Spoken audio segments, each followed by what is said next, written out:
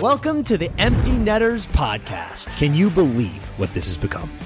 There was a full 48 hours where I felt like I was like literally Superman. Jumbo loves playing Fortnite, so he gets on the sticks. Did TR show you the sauna cycle, or was that already? No, I invented that. Almost a year now that I haven't taken a body check. That's kind of nice. So we are back. We are horned up, and we are going deep.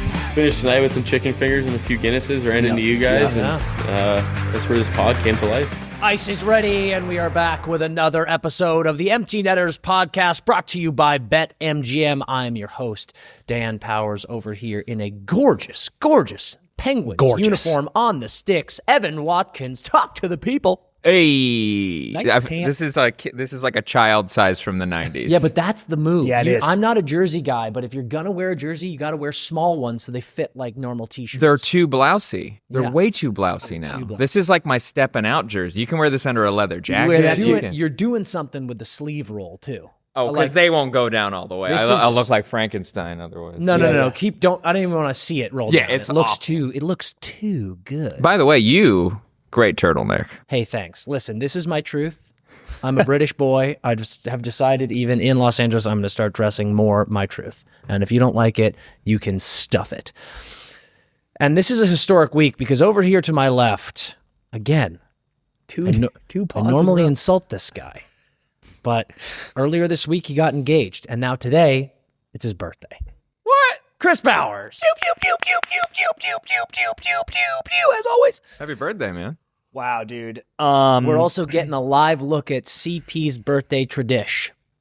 Treat myself to a little sausage, egg, and cheese McGriddle every year on my birthday. First thing that happens when I wake up. He also gets a maple glazed donut and watches the original cartoon Disney picture of Peter Pan. And gets a bowl of clam chowder for lunch. Really? Yep. Where are you getting the clam chowder from? Don't know, because I feel like we're right here, and there must be a good spot. Must be. I haven't researched yet. There's but plenty. There's that one like blue seafood place. Blue plate taco. No. I'm talking about like if the building is blue. Oh. It's called like Captain Jack or something. It looks like it's from like the 80s or 70s. Connie and Ted's and No, that's no. way too nice. Yeah. This is like a like a plastic bib place. I once went to Connie and Ted's on like a Wednesday to get, I've got a good friend named Dan Shore. Shout out Dan Shore.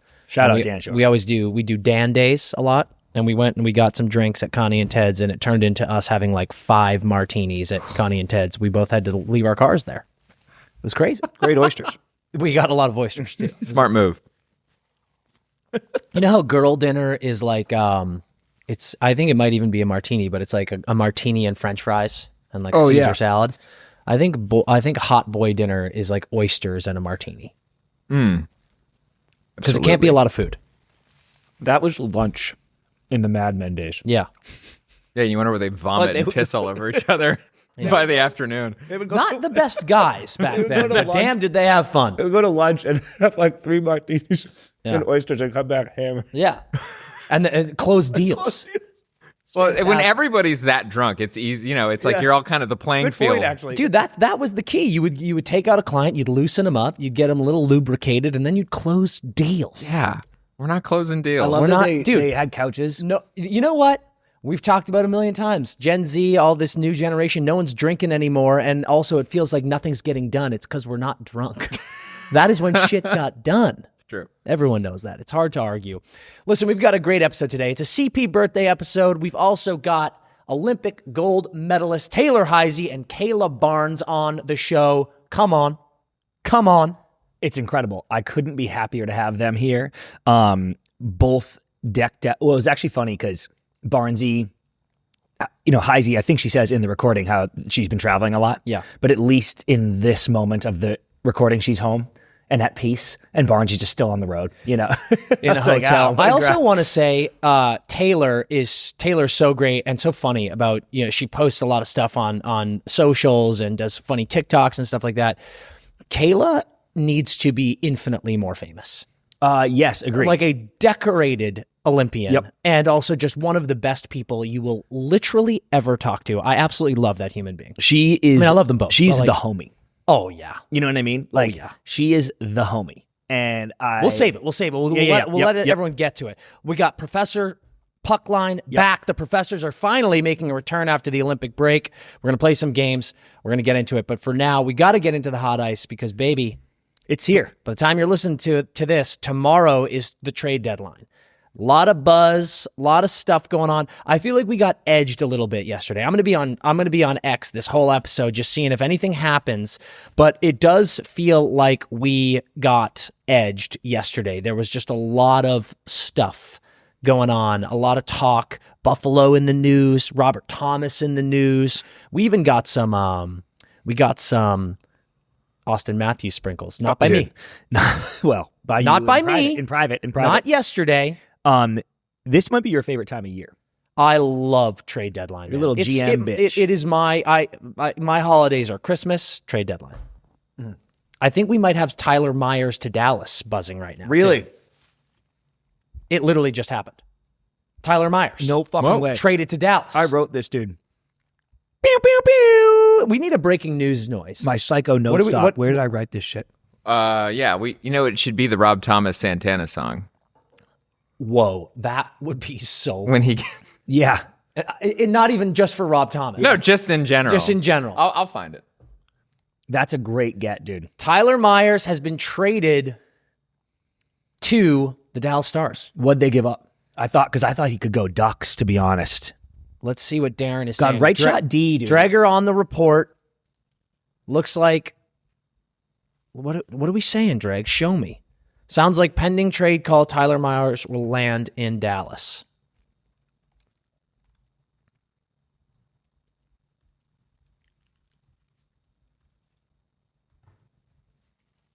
I love it. Me too. I literally forgot we were live for a second. I was like, I was just like, the details. Yeah. That's how horny I get for trade deadline. You just zoned out. I zoned out so hard. I was like, I gotta fire something off. This is fantastic. Okay, what a great way. Again, this will be old news by the time you listen to this, but Tyler Myers is being traded to Dallas as we record this episode. The details will come out, so we'll be reporting on it. But let's get into it. Let's get into our hot ice. We're only talking about trade deadline stuff today. We got a list of guys that might be on the move. CP, I love it when you Sherpa us through all this stuff. Okay. So why don't you take the reins here as our Sherpa and talk to us about a bunch of guys that you've got on your big board. These are people that I did a list of people I thought could move, and then I also had some thoughts and predictions and stuff later. Vinny Trocheck. I'm going to give you age, cap hit, and term. Yes. For everybody. Vinny Trocheck, 32, 5.6 mil, 3 years. He has announced, I say he is certainly getting traded. Yes. However, he has made a statement that he will not go to a West team. Which just devastates me because I felt as though the Minnesota Wild made a ton of sense. Reunite with Bill Guerin after the gold medal win. Billy G rode so hard for him, but doesn't want to go west. So let's first get into 32, 3 years left on his deal, 5.1. That's just fantastic. That's incredible, too. It's fantastic value. I didn't realize he was on that that value. I don't even think this is a question. I've got my answer. I feel like it's obvious. Do the old return. Carolina. Interesting. Carolina. That's not even that far. It's not far at all. And it's also just like, can we be real? Carolina always talking about the fact that they need another center. They need like their 2C. Bumps Stank back to the wing. Vinny Trocheck goes back to Carolina. He said contender, too. And that is a contender. He said, absolutely. Did you hear what apparently his kid said, I'm not going anywhere. You're the one who got traded. Was that Vinny who said that? His little. I think that's right. That is kid. so funny. Trocheck was like, he sat down and like talked to his family and he was like, hey, like there's a world where, I did gets see traded. this, dude. Yeah. And his kid was like, I mean, that's cool, dude. Like I'm in the middle of my season. I'm ripping it up with my friends. I'll fucking see you when I see you, pal. Yeah. Just leave me the keys. Leave me the keys to the fucking Upper West Side spot, dude. Yeah, I mean, come on. I absolutely love that. You know what else I love? Tampa.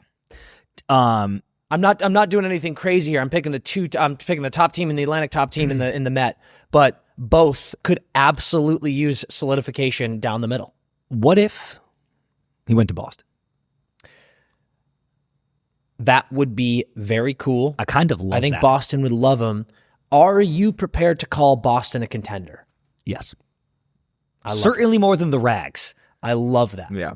Now you're in a playoff race. Well, what do you mean First, certainly more than the Rags? Him staying with the Rangers is not on the table. But he's saying, get me to a contender. So the Rags can go, you can go anywhere. And you are now on a contender. Yeah. But, I mean, you look at Carolina's cap space. I mean, that's like an easy deal for them. Go to Boston. Boom. First we're in a blender. Now we're saving lives. Come on. Now we're saving lives. He doesn't have to move very far. That's what I'm He saying. can just take the train. His kid, he can train to his kids' games. These are quick. Boom. But, I mean, really? Okay. Vinny Trocheck on the move. Vinny Trocheck is on the move. You say Carolina. Boston. Tampa. Okay. Nice. I like wow, it. that's Let's actually hit all decent. three. Next guy I had eyes on. Dougie Hamilton, 32, $9 million, 2-year term. All right. I'm going to be real here. Dougie, this is a complicated one. Because we're hearing about Kovacevic. We're hearing about Simone Nemec, which I think it would be crazy if the Devils gave up on him. And we're hearing about Dougie. We knew that they needed to make a defensive move. I've been saying it for years, man. New Jersey, what are you doing? How did they not do it this summer? They could have gotten better. Yeah, they could have. And then they chose not to. And then Jack cut his hand. Then Jack cut his hand. And Jack Are you eliminating the Devils from the playoffs? Maybe. I think it's got to be more than a maybe. Pal. I just thought they Jack, have 62 points, and the second wildcard team has 73. I just they thought are Jack out would of playoffs. return and then change everything. I think they would literally have to win 20 straight. But games. they could. I mean, yeah. I think they're out of playoffs. I am eliminating the New Jersey Devils from playoffs. Okay, then in which case you move them. In which case you've got to move people, and Dougie feels like why wouldn't you move? And I'm sorry. I want to go back to the trade that wasn't. Why not San Jose? Ooh, because I know. Why I not did see a revisit report that? They were like, I love that, Dan. And I actually think you said this is complicated. I think the world is complicated, but I don't think it is. I think the world is complicating this Dougie trade. This 9 number is not high at all. And I will give you that is actually fair. And he's 32 and has 2 more young. years. You know, like it's not like this is this is a very normal trade. I think go get that good player. I think the problem with Dougie I'm going to go through his games. Last time he played 82 games was 2022, 2023. He then played 64 last year and is at 56 this year, which is, fine because he might get up. That could turn into 76, and that's just a great season. He's kind of jumped in his spark a little bit. He's got 9 goals, 16 assists for 25 points. Mm-hmm. So it's like, okay, that's not what you want from $9 million, but he's been coming alive a little bit more. He had 74 points in that 82 season when he was only 29 years old. Yeah. Like, is he that far removed from that? He's only 32. Shouldn't be. And I think what an insane year that was. 6th in Norris voting. He does feel like that guy. Not a Norris guy, but like 6th in the Norris guy. To me, Dougie should be, he's just such a, God, he's so exciting. Yep. He's big. He's got hands. He's got a good shot. San Jose. It's crazy to me that Dougie has been on 4 NHL teams. Like, he's such a good player. I like San Jose. I kind of like a West move for him. That I'm sure the Devils would like that. Yeah, for sure. I like a West move for him. Dallas just made their move for Meyer, so they're out. I don't see Dougie in that cap hit getting to someone like Colorado. I don't see it happening in Minnesota. Vegas got Anderson. Anaheim we all keep asking, like, is Anaheim happy with their D, or are they going to make a move on D? Anaheim is the only team in the top 6 as in first through third in both the Pacific and the Central that has a minus goal diff. So, like, they could improve defensively. But is Dougie the guy that makes you improve defensively? I don't know. I don't know either. I don't know. So maybe we roll them out. Edmonton can't afford him. What about Utah? What about the Mammoth? I wanted the Mammoth to take. The Mammoth are pumping in goals in their I know. goal. So do they need Dougie? Maybe. doesn't the Mammoth? You want to talk like, yeah, the Mammoth. Interesting. They may have an interesting decor. how do you feel about Dougie on the power play? Like, is Dougie? I like helping- him on the power play. Is Dougie Right helping shot. a team's power play? You know what I mean? Like, hey, oh, here's a crazy one. Nah, I don't like it. That's crazy. I was going to bring up the Islanders. The Islanders, playoff team, tough power play. Yeah, need a boost. Washington. Need a boost. Washington, tough power play. Mammoth, 26th. They've got that great plus goal differential, but they're 26th in power play. Ducks, 23rd in power play. I don't know. Dougie Hamilton, maybe get him going on the power play a little bit. Interesting. Mammoth's interesting. I think Dougie moves. I don't. I think he moves. I think Dougie Hamilton, I think Devils will be done. I'm in my ranking of Devils moving a defenseman this deadline, I've got Kovacevic first, Nemec second, Dougie third. I just think it continues to be too complicated for them. Mm-hmm. So I don't know. I don't see it. Okay, next guy I have. Kadri, 35, $7 million, 3-year term. I don't hate. It's happening. You think so?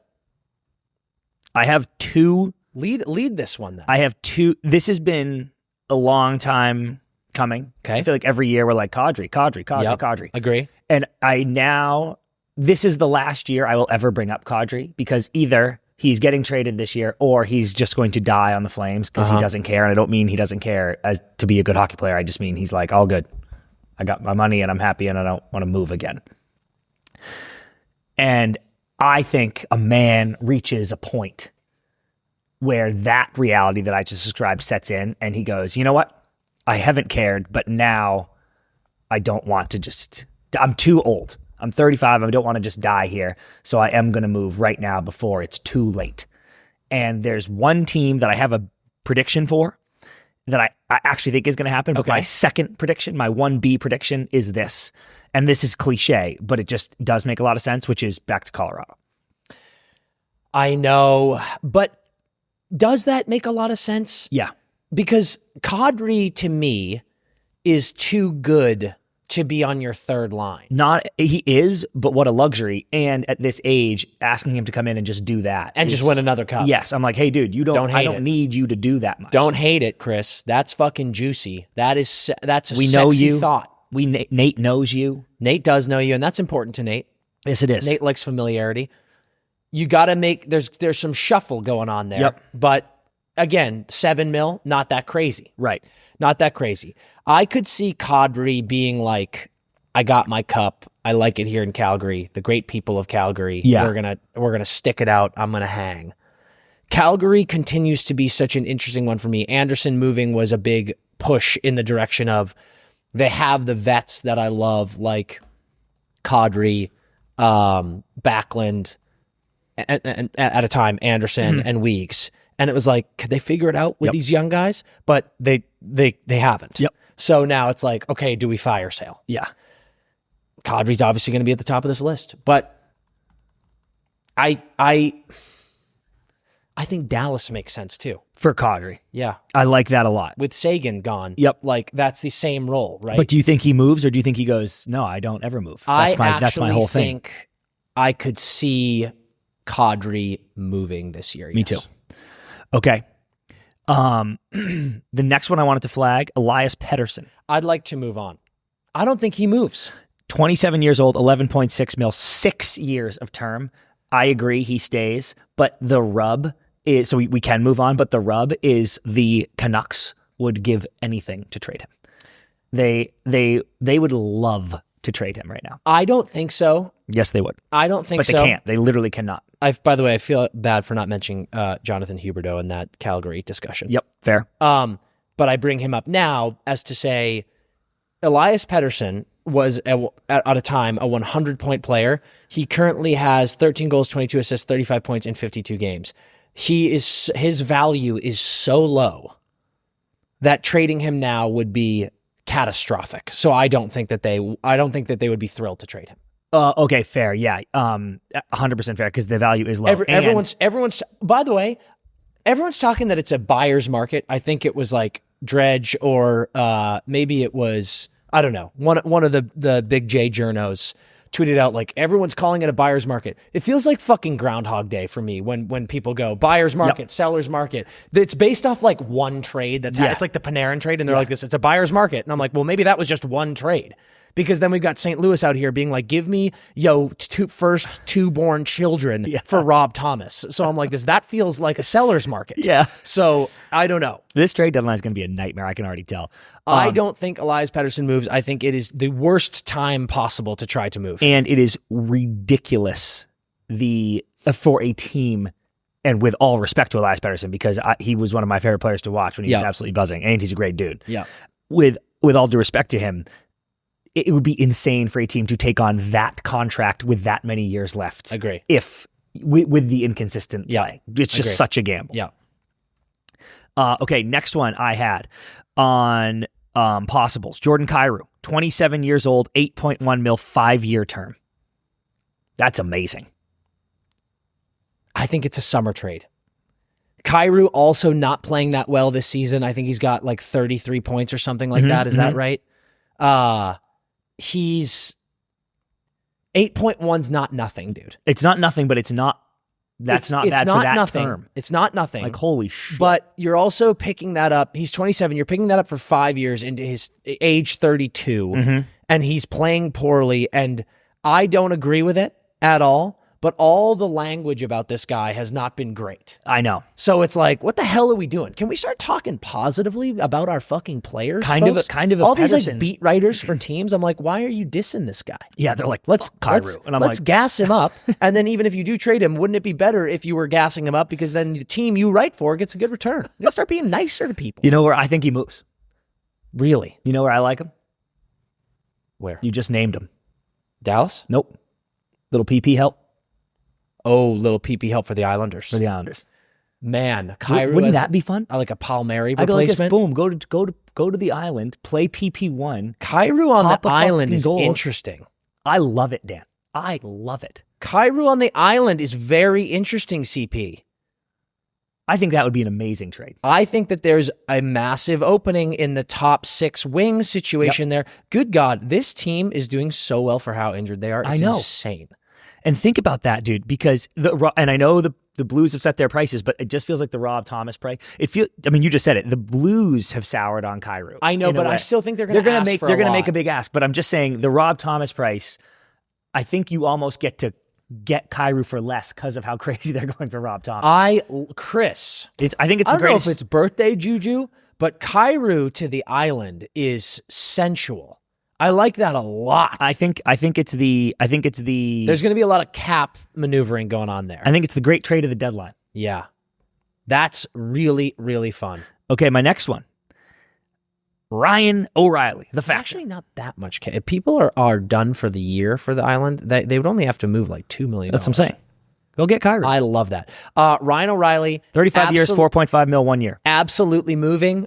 Straight to Dallas, baby. I think it's literally one team. Okay. One team. Ryan O'Reilly makes so much sense on this Dallas team. They love their old wily vets. Why not make it work with Factor? I love that idea. I actually do too, but you know where I think he's going for Tell sure. Me. And this was my piece de resistance. Ooh. Actually, Kyrou to the island is my piece de resistance, but this is my second. By the way, Factor is having an insane year. I know. I need people to stop what you're doing right now and acknowledge this. 35-year-old Ryan O'Reilly. Everyone's like, oh yeah, he's like, he's a 60-point guy. He's just a great center. He's going to win draws. He's going to. He has fucking 59 points in 61 games. Like he is about to have an 80-point season. This dude, get this dude on a fucking Dallas, and Dallas would be incredible. But I'm telling you, this trade needs to get done. Talk to me. I think it will, and it will decide this season. Islanders. Yes. Boom. Ducks. I said Kadri, 35 years old, 7 mil. Ryan O'Reilly, 35 years old. Are you going to send him back to Colorado? Where it started. Boom. Ryan O'Reilly goes back to Colorado, wins a cup. 4.5 mil. Are you shitting me, dude? I can't believe they haven't already done this. Okay. But hold on. Do we need to consider the fact that maybe, or not the fact, the idea that maybe he's having the year he's having because he's playing on that top line with Stammer and Evangelista flip in there on power play and stuff like that. And if you send him to Colorado and you're on the third line, it's not that good of a pickup. Well, we don't need those 80 points. We don't need those 80 I just go win some draws. Yeah, I need him to be a son of a bitch to play against in the playoffs, which he's done. He's won a cup. I'm like, dude, Ryan O'Reilly back to the Avs. He's literally wins them a cup and brings him home, and they love doing that. And I'm like, what are we talking about here? And I love Kadri, but I'm like, you're trying to move money around to get Kadri? Ryan O'Reilly is staring you in the fucking face, and you can have him for free, and you win a cup. Man, I love that idea. I cannot believe he is not already on the Avs. Okay. I hear the Avs are like, we're kicking tires on Rob Thomas. I'm like, you don't need Rob Thomas. It's like in the rom-com when you have the girl with the brown hair and the glasses. Dude, you always go take the glasses off. He takes his glasses off, lets his hair down. Yeah. I'm like, holy shit, he polishes up the beard. And you're like, Jesus Christ, he's a handsome motherfucker. Dude, listen, Dallas makes so much sense to me, but I really do love this.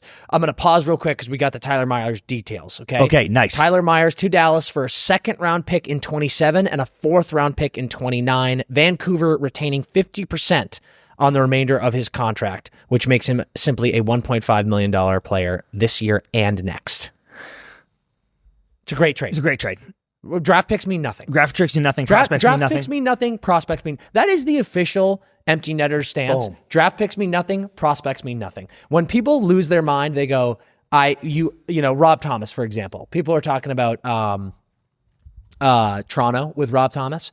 And they were like, oh yeah, Easton Cowan is one of the asks. And Toronto fans are going, absolutely not, he's untouchable. And I always go, I feel as though you pray to God Easton Cowan becomes Robert Thomas. Yeah. So why would you not make that trade? Because it's not a guarantee. Dude, here's a comp. They mean nothing. I would trade, I'm being dead ass right now. I'm being hyperbolic a lot on this show. I'm being completely serious. If I was a GM and I said, hey, trade me, how old's McDavid, 28 or something, 29? I think so. And like McCarr's like 27 or something. I would go, if someone goes, or I would go like this, I would happily go, trade me Connor McDavid, and I will trade you my first round pick every year until he retires. Literally, you can have my first until he retires. And I think people would be like, you can't do that. I'd be like, I would happily do that. Who gives a fuck what my like late 20s, early 30s first round pick is going to be while I have Connor McDavid bringing me to the minimum conference finals every year? Yeah. And people are like, our picks. And I'm like, nope, take the talent. Take the proven talent every time. Next. Yeah. Braden Shen, 34 years old, 6.5 mil, 2 years. I don't think he moves. Me neither. Yeah, I feel like he is just like I think he's like a culture guy that you need. If you're going to keep Monty, which I believe that they should, I believe Armstrong wants to. I think Shen is an important person to keep around. So I don't think he moves. Then this one I just wrote down because I thought it was funny. No offense, but I thought it was funny because it was on the list. Evander Kane, 34 years old, 5.1 million UFA. I can't believe he's toxic, right? There's just no way. There's just no way that someone right now is picking up Evander Kane to be like, this is the piece. I don't know the man personally. Yep. But obviously it feels as though everywhere he goes, it comes with some sort of baggage. Something happens. I just don't get, if this dude was like, Pat Maroon. Yeah. In that is like the motherfucker Big Rig just went to teams and they won cups. Like he's just like the ultimate locker room guy. He is like, he knows what it takes to win. He'll do whatever it takes to win. If Evander was just a lucky charm, then I'd get it. And we're talking. And maybe it's worth the baggage, but it seems like I don't get it. Yep. Every time it comes up, I'm like, why would anyone do that? Mackenzie Weegs, 32 years old, 6.25 mil, 5 years. What a fucking contract. Weegs is, Weegs is a friend of the program. Yes, he is. Weegs is one of the better dudes we've ever met. Yep. And he is just a phenomenal player. He's having a down year. Weegs might win the Masters this year. Yep. I mean, the Flames stink because they asked too much of Dustin Wolf. And they stunk last year. And Mackenzie Weegar. Yes. And they stunk last year, and then Dustin Wolf's like rookie phenom year masked how horrible they were. Here is what I will say. Yep. This dude is only 32. Yep. 5 years left on his deal at 6.25. That number means nothing for the next 5 Nothing. years. And I am telling you, this, if I were a team that needed a defenseman, and there are teams that are going to be looking at rentals and things like that, dude, I would fucking be frothing at the mouth to make a trade for Mackenzie Weegar right now, because he's having a down year for his standards. 3 goals, 18 assists in 60 games. Yep. This dude is a 60-point defenseman. Yep.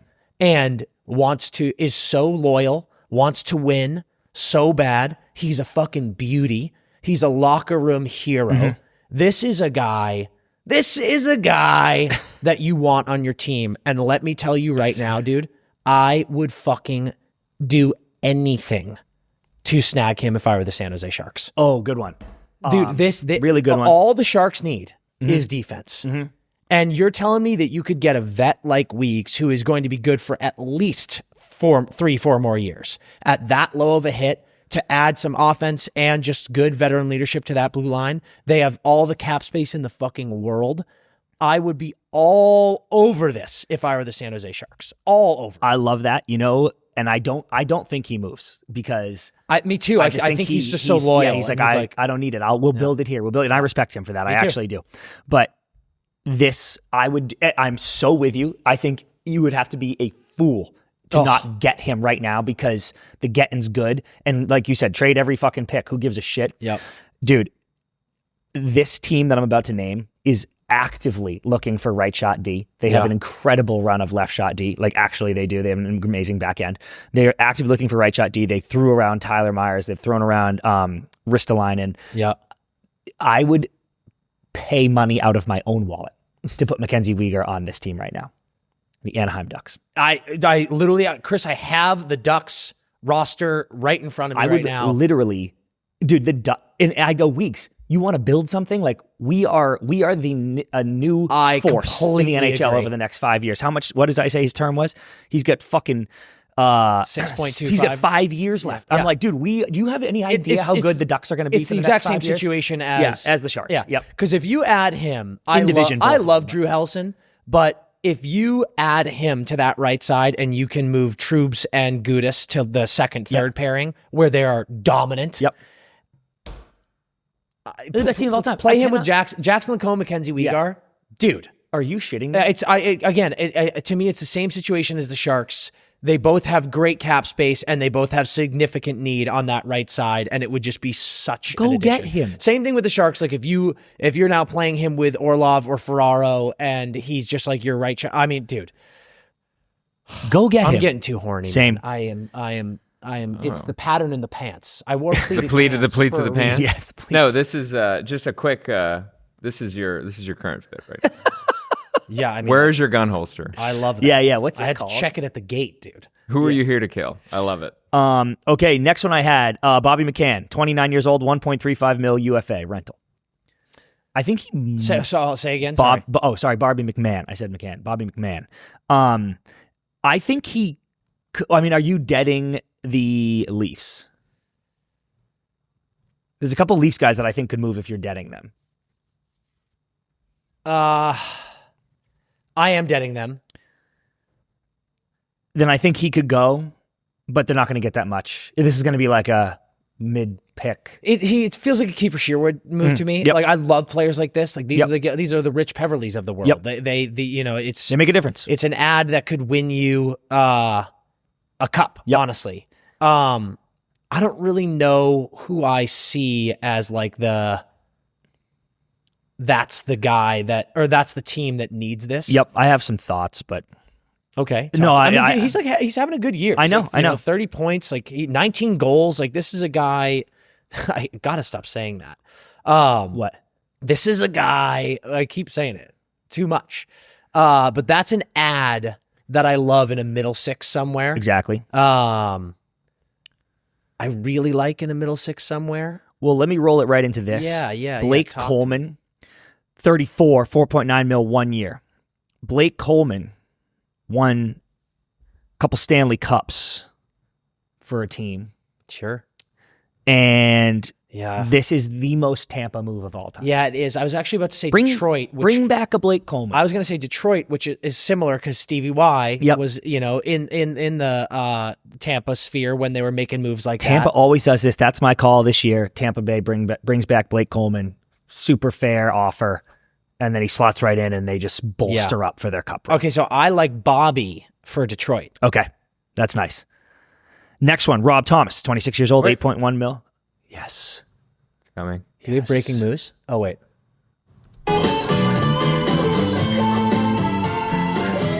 Don't play it too long, otherwise we'll get demonetized. There we go. Yeah. And stop.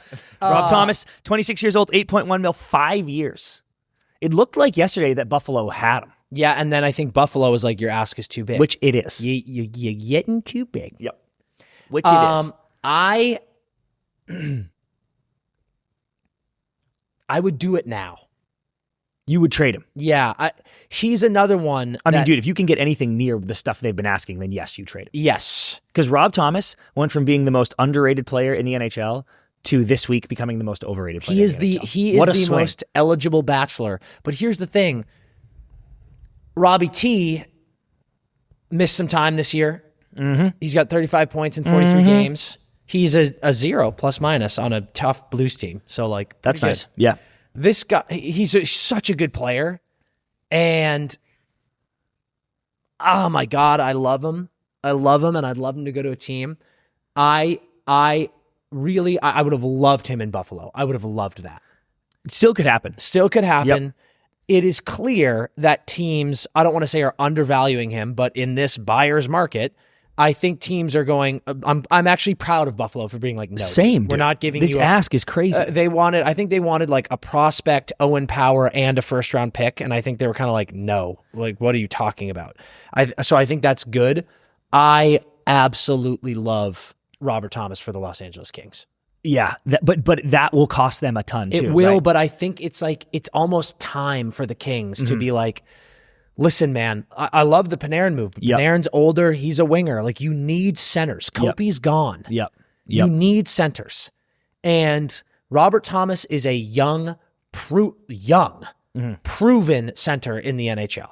Like this guy is 26 years old with 5 years left on his deal at 8.1. That is 8.1 is awesome. That is the steal of a lifetime. If you can get 80 point, what feels like perennially 80 point Robert Thomas on your team. But ceiling though, right? Would you agree? Kind of. Like I'm not going. Oh, and Rob, he's only 26. He's going to become a 100-point guy. I'm like, this no. dude since 2021-22 has had 77 points in 72 games, 65 and 73, 86 and 82, 81 and 70. And right now he has 35 and 40. Like he's going to get you 80 points every year. You're telling me the Kings couldn't fucking use that? Yeah. You're telling me anyone team couldn't use that at 8.1? I feel like sometimes we get too bogged down with like, you just said ceiling. Why would it be a ceiling? He's 26. Well, that's what I was asking. I'm saying yes. I don't think it's a ceiling. Okay, I think he could get 90 points with the right team. Yeah. I mean, he did 86. Yeah. So that's, I guess. The only problem with him is he doesn't score that often. Mm-hmm.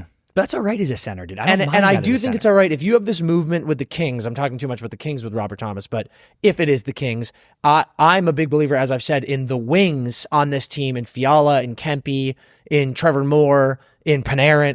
Panarin's not really a scorer either, but he did score a lot last year. Those guys can get you the goals. Go get you the goals, and get a guy like Robert Thomas to do that. Yep. So I love that move. It would take a lot. It would be like the big move with the Kings that everyone's talked about for years, being like, are you actually going to do this or that? But I think it would be if they want to make a move that makes people go, holy fuck, they're going for it. That is one to do. I think that I love what the Blues are doing because they're going. Sometimes, like Panarin had to leave, right? They were like, we need to trade Panarin, so let's figure it out. I love that the Blues are going, we actually are so fine keeping Robert Thomas for the next 5 years because he's great. So if you want him, you have to way overpay. And if someone does, by all means, take him. Yep. But if no one does, this isn't a bridge burn. We are so happy to keep you. I was just trying to help because we're in last. Yeah. So it's actually amazing. Yeah. Next one, Tyler Myers, traded. Amazing. Yeah. Next one. I think Dallas. Yeah. Michael Bunting, 34.5 mil UFA. And then I'm also going to say Scott Lawton, 3 mil UFA. Lottie to me feels like the same Blake Coleman thing. Yep. Like a team like Detroit. I don't like, because I think what I like about McCann to Detroit is the spark. There's the goal scoring spark there. Yep. Lottie's obviously an amazing player, but like Lottie, I think is more the guy that's going to solidify a team on their third line or something like that. So Tampa is interesting there. Tampa's going to kick on all those guys, even Edmonton maybe. Pitt would be kind of interesting actually. Yeah. I don't hate that, Dan. That's an interesting call. Yeah. Justin Falk, 33, $6.5 million 1 year. I love Detroit. I said this the other day. I don't like the 1 year there. Yeah, same. That the Falk feels more like a rental to me, and the 33-year-old age thing is not a concern. I think he's got 3 more years for sure. But that feels more like very underrated player in the league. 32 points, 11 goals, 60 games. He feels to me like Dallas just made their move, but more of a team like that. Yep. All right, next one, Zach Whitecloud, 29, 2.75, 2 years. I would jump all over Whitey. Me too, dude. And this is one of those things where if Calgary's just going to blow it up, I'm like, pilfer these guys. And no offense to Calgary, but I'm like, this is a right shot D at a great number who won a cup, who's a stick on the golf course, by the way. For Rass, it's just such a bad look. Agree. But that's what I'm saying. Just go fleece Calgary. Yeah. Again, I don't think Calgary moves him because I think it's a terrible look. Because I believe in Whitey. Me too. That's a Stanley Cup winner. He's youngish. It's a great number for 2 years. Yeah. Like, you don't move that guy. Yep. Jake DeBrusk, 29, 5.5 mil, 5 years. He has publicly said, I really don't want to be on this team because we stink. in so many words, not in so many words. I actually can't believe that.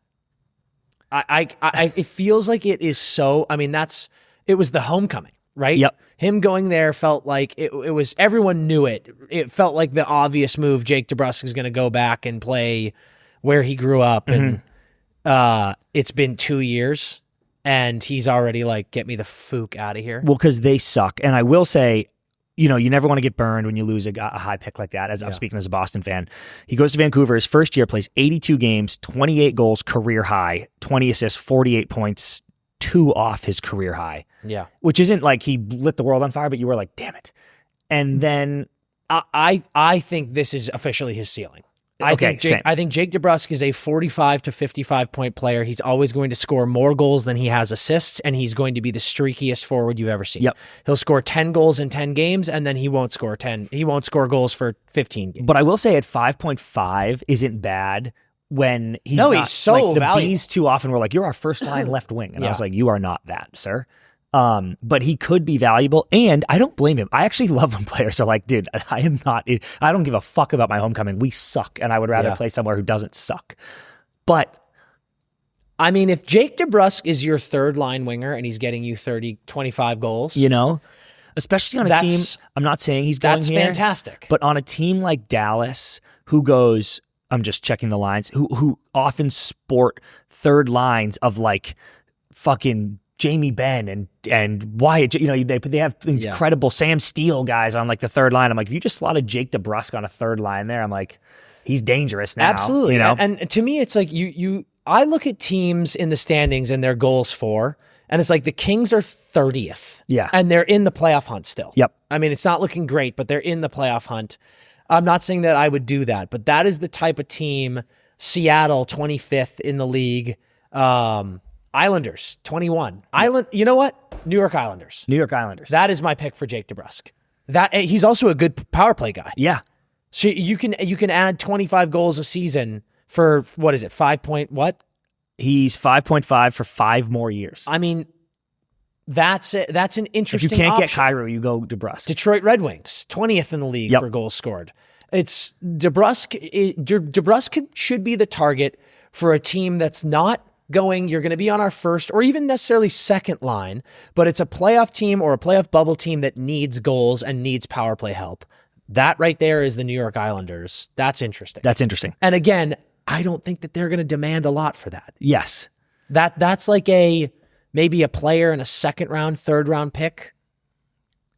Yeah. Here's one that came up that I don't think is going to move, but I just wrote it down because I thought it was so interesting. Absolutely not. Shane Wright, 22 years. No way. $866K, one more year. We got to believe in him. I believe in him big time, but I thought it was interesting because if you could wiggle him out of Seattle, I would definitely do it. And maybe I'm the fool. Yeah. But I do believe in him. And not in a way that then the Rangers fans believe and laugh with him. Just wait, and he's going to be a 100-point guy. Shane Wright is never going to be a 100-point guy. But I actually do think he could be laugh. And if you I think he could be better. You think so? I do. I really do. I mean, he's the Shane Wright redemption arc has been so fun to watch. And obviously like this year it's not great. Yeah. But I think there's a player in there. Me too, but so again, maybe it is laugh. Yeah, but that's fine. But that's what I mean. Yeah. And I think you could get him if you could knock him loose from Seattle and get him on a super cheap deal, like a 7-year, but like a couple $1 million, and he becomes laugh. I'm like, boom, what a win. I mean, like he's a third line center. Kick tires. And then Rasmus Ristolainen, 31, 5.1 mil 1 year. He will go. Absolutely has to go. One of these teams that are looking for the right shot D that we've named, he'll shake out. Yeah. And I've said it a number of times. I mean, I like Detroit. Mm-hmm. I don't know how many more times I need to say Detroit needs to get a big defenseman, but I don't know if he is the one. I mean, like Mackenzie Weegar. This is what I wrote down. I was like, I swear I wrote a Dallas thing. So Tyler just went to Dallas. Yeah. I wrote that Rasmus would go to Dallas instead because they were looking for that right mid money right shot D, and they have the Finnish Mafia thing, and I was like, they're just going to take him and it's going to be perfect. So that kicks out, and I think the Ducks will kick tires on Rasmus big time if they don't do Weegs, which I want them to do more than anything. Mackenzie Weegar to the Sharks or the Ducks just would be insane. I want that so bad. Just a couple rogue ones that I haven't already said. I love Connor Garland to the Islanders. That came up yesterday. I've always loved Connor Garland, and he's not the punch that a Kyrou is, obviously, or even a DeBrusk, maybe. Did something just happen? Gentlemen. Beep, beep, beep, beep, beep, beep, beep.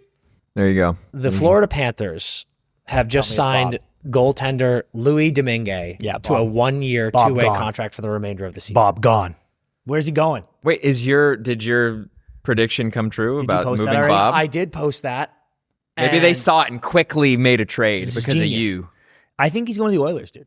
I would die. I think he's going to the Oilers. Genuinely you got to get rid of Jari in Edmonton. And they are a team that's like, we have a massive. Let me tell you what, if Sergei Bobrovsky, after what he has done to the Oilers the last 2 years, got traded to the Oilers and then won them a cup, they need to build a Sergei Bobrovsky statue on top of the Wayne Gretzky statue in Edmonton. I'm dead serious. Yeah. Yep. Like, because that would be the greatest, like, I am coming and begging at your feet to save us from the purgatory that we've been stuck in. Yeah. That would be so fucking cool. Bob gone. So where do you think it is? Because let me read you the current playoff teams. Okay. Wait, is it official that Bob's gone? No. That's the indication. They just signed a goalie, right? And to me, that goes, why would you fucking do that unless you were trading a goalie? Right, Tampa. Course. Here, I'm just going to read you the playoff teams. Tampa, obviously not. Buffalo. Oh, dude. Bob to Buffalo. I would Bob to Buffalo. I would nut all over this studio. So hopefully that doesn't happen. I'm going to get an umbrella. Yeah. Buffalo. Okay, Detroit, probably not, even though I do think he would help. I just think they can't be like, well, we got Gibson and all this shit. Gibber is so good right now, no. Carolina, I think would be amazing, but probably not. Just they have so many goalies. We have too many goalies, Bussy. Penguins. Could. We have a prospect, though, who I know, but who would, this year. But he's not going to play this year. Yeah. Like, because Bob's a UFA. This is for the rest of the season. You're a couple I don't know that they're going to do that. For Sid, dude.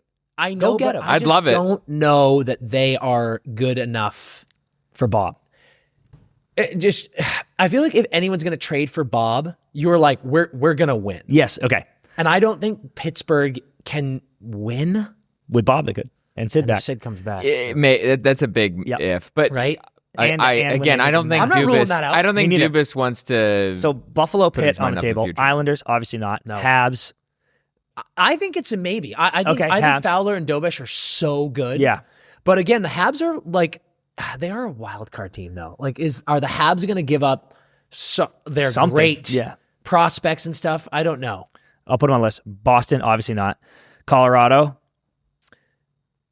No, they love the Woods. They love the Woods. Oh yeah, right. Dallas, nope. Minnesota, nope. Vegas, like yes. Yeah. Definitely yes. Definitely yes. Bob to Vegas would be No, fucking. I legitimately think that the NHL world might implode. If the Vegas Golden Knights somehow swung a trade for fucking Bobrovsky, people would be like this. Like it is the epitome of the Jesse Pinkman gif. Like they can't keep getting away with Right. this. That's my meme. What's that meme of that chick who's like, Oh yeah, it's that. Like it's true. It's that. It would be, but like definitely yes. Ducks? No. No. Oilers? Yes. Yes. Mammoth? I guess. But to your point, like, I don't know that they're like, we're going to win the cup right now. Yeah, I know. Yeah, I agree with that. And also, like, they love, So really it's Oilers, Knights. Vemelka's great. Oilers, Knights, Buffalo, Pitt, Habs. He's going to one of those teams tomorrow. Who do you think it is?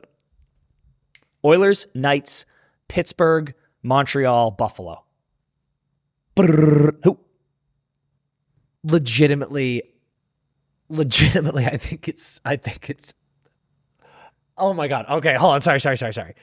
It is most realistic. It's got to be Edmonton. It's Vegas or Edmonton. Yeah, correct. But I look at those teams and I'm like, what do you possibly have to give up? Because if I'm Florida, I am looking at you like such a piece of shit. I'm like, I know how desperate you are. Yeah, but you're signing him back at the end of the I know, year. but so it's still, like if you are Bowman and Florida and fucking Zito picks up the phone and goes, "Do you want Bob?"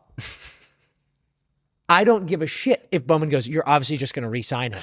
I go like this, correct. But I am literally handing you a Stanley Cup on a platter. Do you want it? And Yeah. he will say yes. So like I would ask for insane things back. Yep. Because for Florida, they don't need to do this. Yep. There's frankly like this is the biggest win-win of all time for them. Like either someone gives them a king's ransom or they give them nothing and it's fine and they re-sign him for like no money. Yeah, right. So it's and then he gets rest too. Like Florida Yes, has creaky knees. Florida has the entire NHL and all of these contenders bent over a barrel and looking at the 50 states. Yeah. It is insane. I actually think Buffalo would be unbelievable. Me too. That's my favorite. That's my pick for how awesome it would be. And Bob to what's Buffalo. sad is like Buffalo is playing so well and UPL is great. Yeah, but it's a little tough to be like this. Sorry, dude, you're fucking dead now. Well, I would shoot him myself if I was Tage Thompson. With your one-timer. Yeah.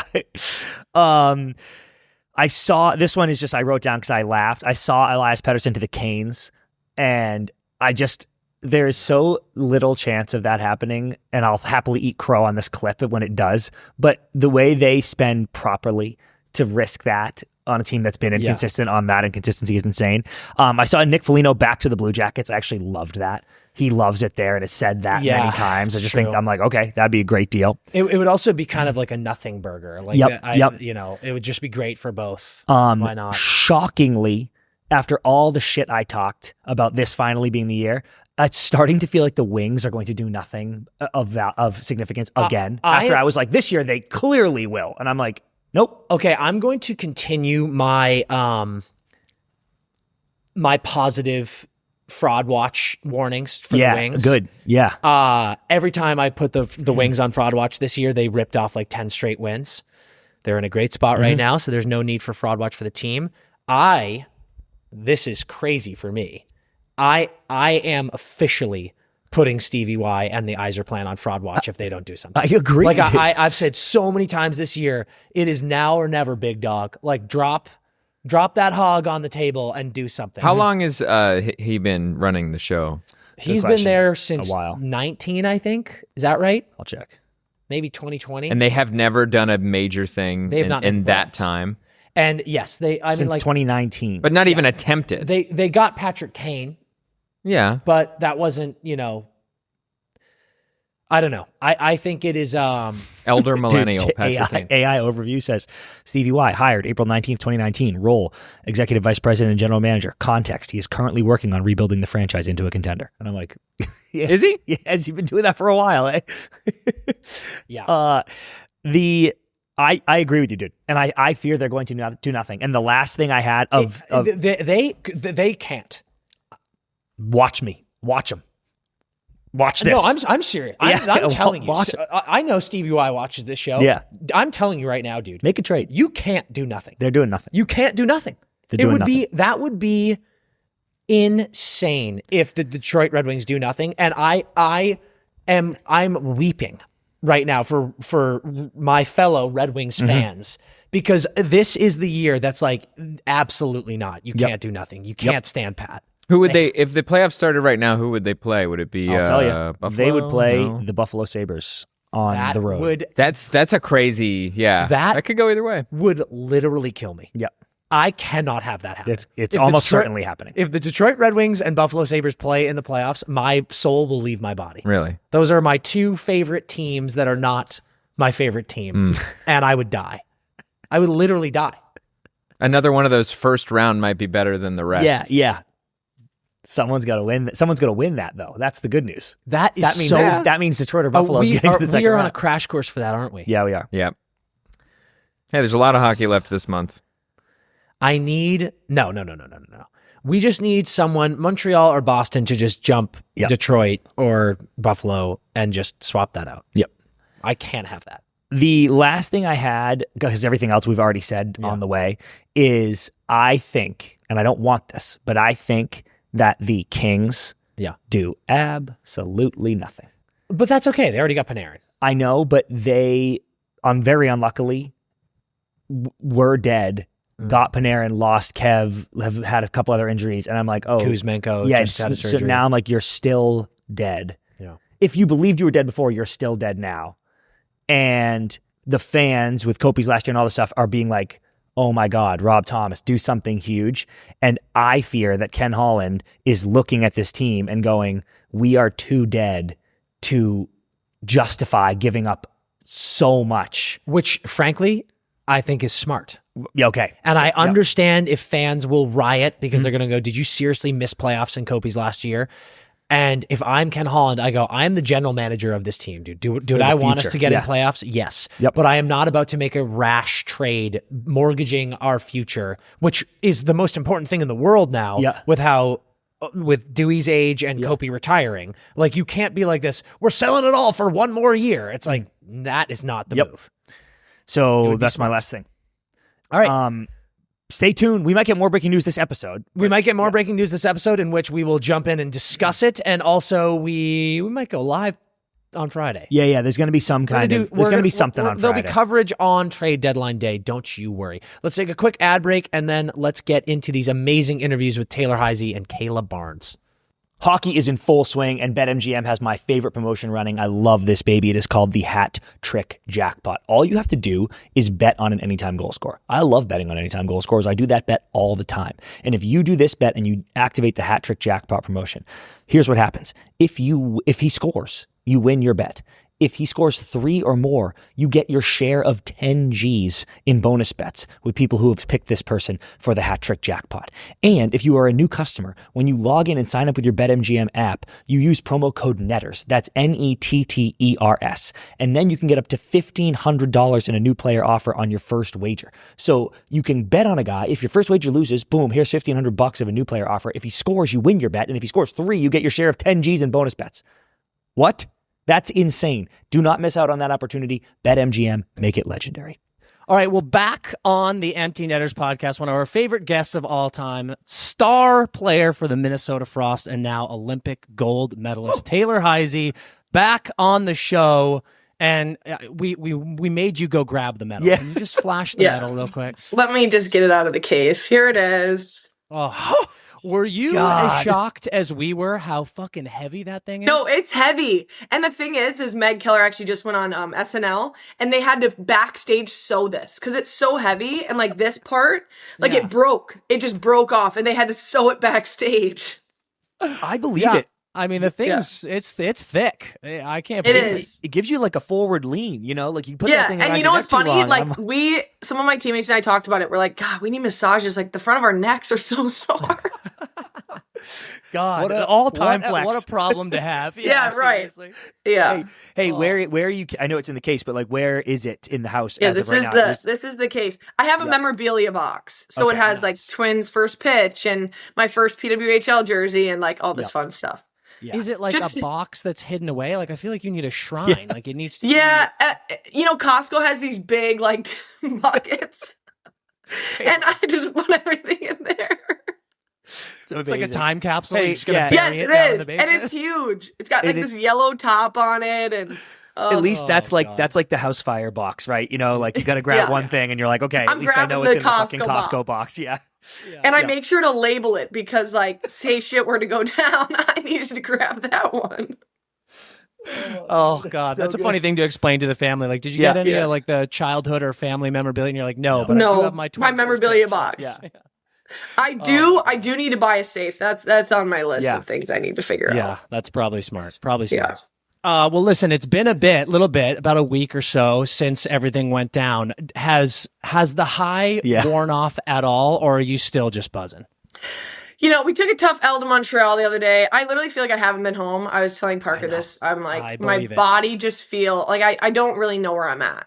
And when we go to like Eastern time, like you got to be taking the melatonin because my body's thoroughly thrown off. I was in like 5 different time zones, and but yeah, it's amazing. Obviously, like there's been a lot of outreach and people reaching out, and I'm still kind of sifting through certain things, but like it's just the experience of a lifetime, and it's everyone talks about it. The like post Olympic like sadness, regardless if you win or lose, like it's real. Like that group that was there with me, like was dynamic. And I was texting Hillary this morning, and she's like, this group is like so special, and to only have that amount of time together, it's so hard. And you go back and you play against them, and it's like, shoot, like it's hard. Well, something I think is so fascinating about your group is, everyone goes and plays in these games. It's the absolute best on best. It's the most electric thing of all time. And you're so right. Obviously, it's way different for us, but like I'm waking up at 5 a.m. every morning. My internal clock is so fucked up. Correct. I can't imagine you. But it's so cool about your group that you don't just go back to one league together. It's like we've got, KK and Layla are going back to college. You're back to Minnesota. You're playing Montreal like 2 days later. There are so many different spots where you're all going. I feel like that adds to the craziness of this experience. It does, because I saw Scam. She's the only one on Montreal from the U.S., and she was the first. We were both first ones in line after we had lost, but I gave her a hug, and I'm like, good to see you, buddy. Like, it feels like it's been a while.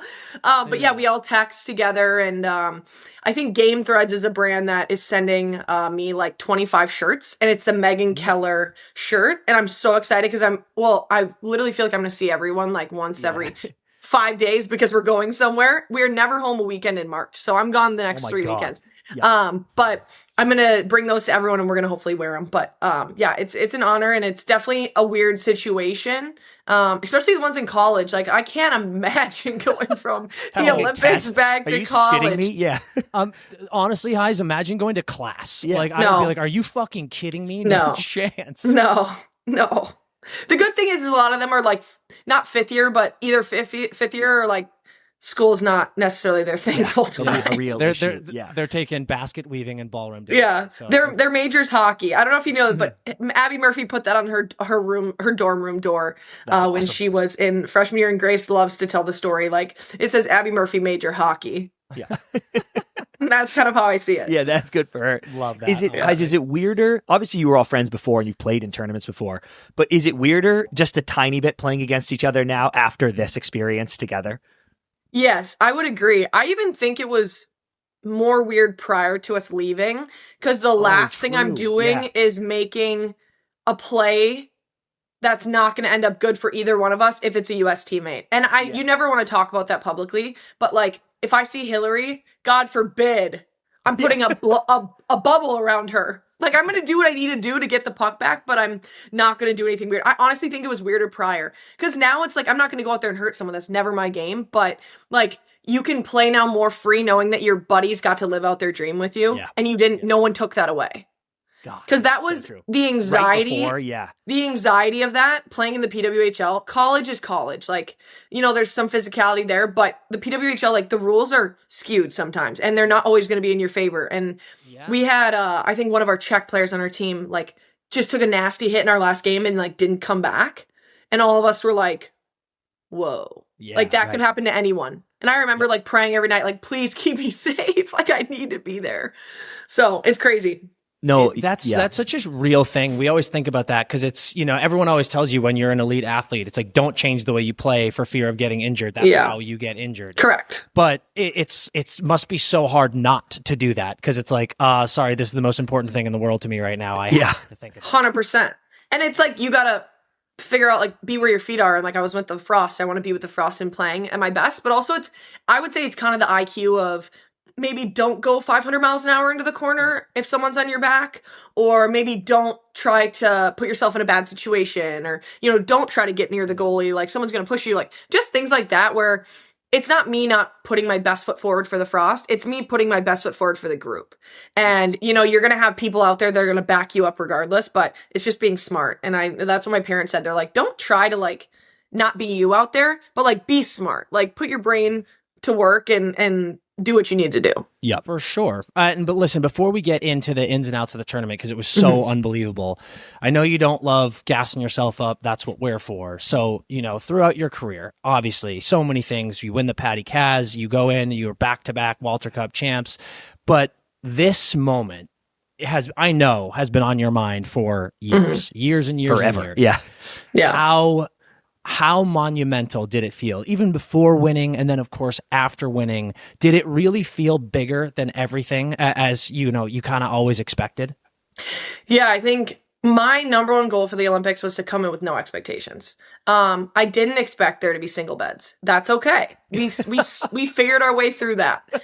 I didn't know what to expect dining hall wise. I came in with no expectations and no complaints. I just wanted to live through the experience. I have a journal. I'm still, like, on my last day, I took little Polaroids and I'm, like, writing down my experience, and just so I can have it and obviously not forget. I'm like a picture and a video girl forever. I just feel like that's how I learn best. And, the experience, it was an experience of a lifetime. And to say that I wouldn't get another game that crazily important in the Olympic gold medal final for 4 more years is, like, crazy. And to think I was where I was 4 years ago, I think that's the most important part to point out, is where I was 4 years ago and where I am now.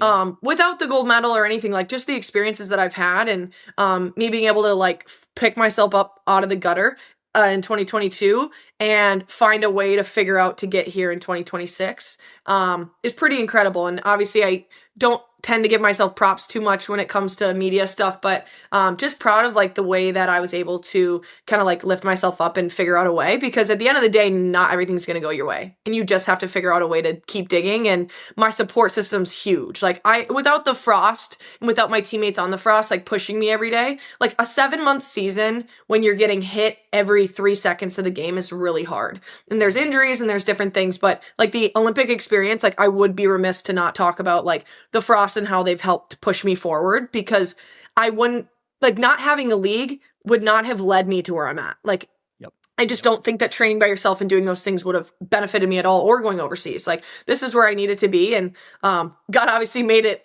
a preference for me to be able to join the league essentially right out of college. And but the Olympic experience was so good. And I think just trying to reminisce on my past 4 years, like, feels like 10 years, honestly. It's felt like a long time. It's been, like, I think about, the first time you came on the show and just the way you talked about that 2022 experience, and just to see you here, it's like, as people who love you, it's, like, very emotional for us. I can't imagine, like, that 4 years, genuinely crazy. Must feel like a lifetime for me. Holy shit. There was just so much, like, winning, I think, 2 world championships, losing 2, winning an MVP, winning Patty Kaz, thinking we were going to be completely out of the playoffs both years with the Frost, coming back, like, figuring it out, having people hate our team for God knows what reason, like, just having all these crazy things, buying a house, getting engaged, like, I feel like I was 15 last time I talked to you guys. And I remember where I was, because I remember the videos in a apartment I had downtown, like, which feels like forever ago. But it's so cool to reminisce on, like, what brought me here, and only my people can understand, like, what I did. It had nothing to do with what I did in public. It had all to do with what I did in private, and all the skills sessions, and, Grace and I getting up at 6 a.m. and going to the 2 skates a day that people think we're crazy for doing, but it makes us, like, who we are, and it helps you to become, like, a better person too. Like, I didn't just, show up to the Olympics and hope for the best. I had already prepared to be there. And at the end of the day, I remember thinking when we were down 0-1, I'm like, someone's going to do it. I just hope someone does it soon. I hope someone does it really soon. And I'm okay with it being me, and I'm totally okay with it being someone else. Couldn't care less. And I think that's another mentality change is 2022. It was me against the world because I felt like people didn't believe in me and all that. And now I just feel like we had the country on our back and I didn't care who did it. And that's the coolest thing about the whole thing is the US was just so behind us and everything. Yes. It was Taylor, awesome. The after you won, because you're so right. I'm jumping ahead, but you're so right because the journey for you was so awesome. Mm-hmm. I was taking so many 15x zoom in pictures of you after that. Someone behind us goes, "Are you family?" And I was like, "Oh no, I'm just really happy for her." They were like, "Jesus Christ, dude!" It was such a lovely the person came up and put her hands on both of our shoulders and was like, that must be your sister. And and you're like, yep, that is my sister. Damn right, it is a real problem. Wait, I do need to know, what was the best thing in the dining hall? The lava cakes. They were that good. No doubt. They were so good. And I had mentioned on a TikTok, I'm like, these are just like Chili's. And I grew up on a Chili's lava cake. We would go to Rochester as a family. And I'd be like, God, can we go to Chili's or Red Lobster? The worst stuff now. You think about it and you're like, yuck. Yeah. But I remember when we had won and then the men won and we came back after closing ceremonies and it's just Connor Hellebuck in his chair with his arms up with 25 lava cakes, maybe 30, just sitting on the table waiting for his buddies to show up. And I remember, I think it was Murph goes, "Hey, are those all for you?" And he goes, "No, take them. Take as many as you want." Yeah. And he goes, "You guys deserve it too." So we sat there and we were hanging out with them. But yeah, I remember. What an epic behind the scenes moment that is. I know. Two gold medal winners sharing lava cakes. I remember I asked Brady, I think I was like, "Dude, where are you guys getting these? I traded a pin for one. This is bogus. You guys just have 50 on the table." And he goes, "Yeah, we paid some guy. He's on our back now." Yeah. And I go, "Okay, that makes me feel better." I love two things: the fact that in the CAF at the Olympics, there's prison trading systems going on for food. But then also, I love the idea of you going up to this Italian pastry chef and being like, "Man, these are just like Chili's. You guys, we got to figure it out." Yeah, and I remember his name was Simone, and he brought us me and Gwen Phillips. Gwen Phillips does this. One of our goalies does this food review, and she goes, "Simone, I really need one of these." And I'm like, "Okay, Gwen, tell him if we win, we can get as many as we want." So he promised us if we won, he would fill the table full if we wanted to. And we were never all in the CAF together. We were all on different schedules. But he finally brought it over and she goes, "That's good." Yeah. Just slams the table with her fist. There's no better review. That's incredible. Yeah, no. That's 5 stars. And he was like, "Yes." I love how all the goalies have their food. Erin's got her chicken Caesar salad wraps. Gwen's doing food reviews too. This is a thing. We gotta start a show for these gals. I know they're so unique in it too. And people didn't know about the Caesar salad, obviously, but everyone on our team knows. And we'd get one, and when they're catered in, they're obviously not as good. They're not as fresh. And everyone goes up to Erin. "Erin, how was it? What was your rating?" And she's probably like, "Oh my gosh, I do this every day." Oh, she's God. I opened this can of worms. I can't believe this is my life now. Correct. She's the sweetest, and so is Gwen. We love them both. And Ava, too. Ava's just more she's a very, very studious student and is so incredibly smart. You would see her in the Coca-Cola lounge every day for about 5 hours, typing away, doing her notes, doing all that stuff. Every day. It was crazy. It's incredible. That is so awesome. They are incredible. At the Olympics to still be dialed in like that. Murph goes, "Guess how many times I've opened my computer?" I go, 5. And she goes, "Once." Yeah. Good for her. Good for her. And Ava's like, Netflix. "I've opened my computer 3 times today." That's incredible. Yeah. Okay, so I have so many questions about the gold medal game, but I do want to go back at first. And I kind of have a 2-for-1, which is, you mentioned earlier that Hillary, you said it was such a special group. Obviously, you guys had the most dominant run ever in Olympics. So I'm curious if you knew right away how special the group was, and maybe that happened as you were moving through the group stage. And then the second part of my question is, certainly you must have felt that way after the first Canada prelim game. So kind of talk through the emotions there. Yeah. Yeah, so we started training with this whole quad. We call it the quad. The past 4 years, we've been, dealing with, finding the right puzzle pieces and who's going to fit that spot and, who I'm going to play with and who Hillary's going to play with. Like, there was just a lot of question marks and, you never know who's going to be healthy. You never know who your coach is going to pick because obviously you're not the one making the team. And we started this process, like really narrowing it down in August. We did 2 weeks on in August. Then we went September a week, November a week, and played Canada like a few times. And like, you could just tell from those games how special the group was. Like, we had so much fun, and winning is fun. Don't get me wrong. If we would have lost, we still would have came out on top and figured it out. But like, we were dominating. And I just think like, you got to give props to our coach, Robo. Like, he integrated those youth, like, and me included. And I've said it to him 50 times. Like, I'm just grateful to be here because I didn't get that opportunity last time. And he goes, Taylor, I'm sick of hearing it. Like, you've done enough now. Like, you're good. But like our youth and I think there was not even enough put on the youth, but there wasn't enough put on the vets. Like, we don't win games without them.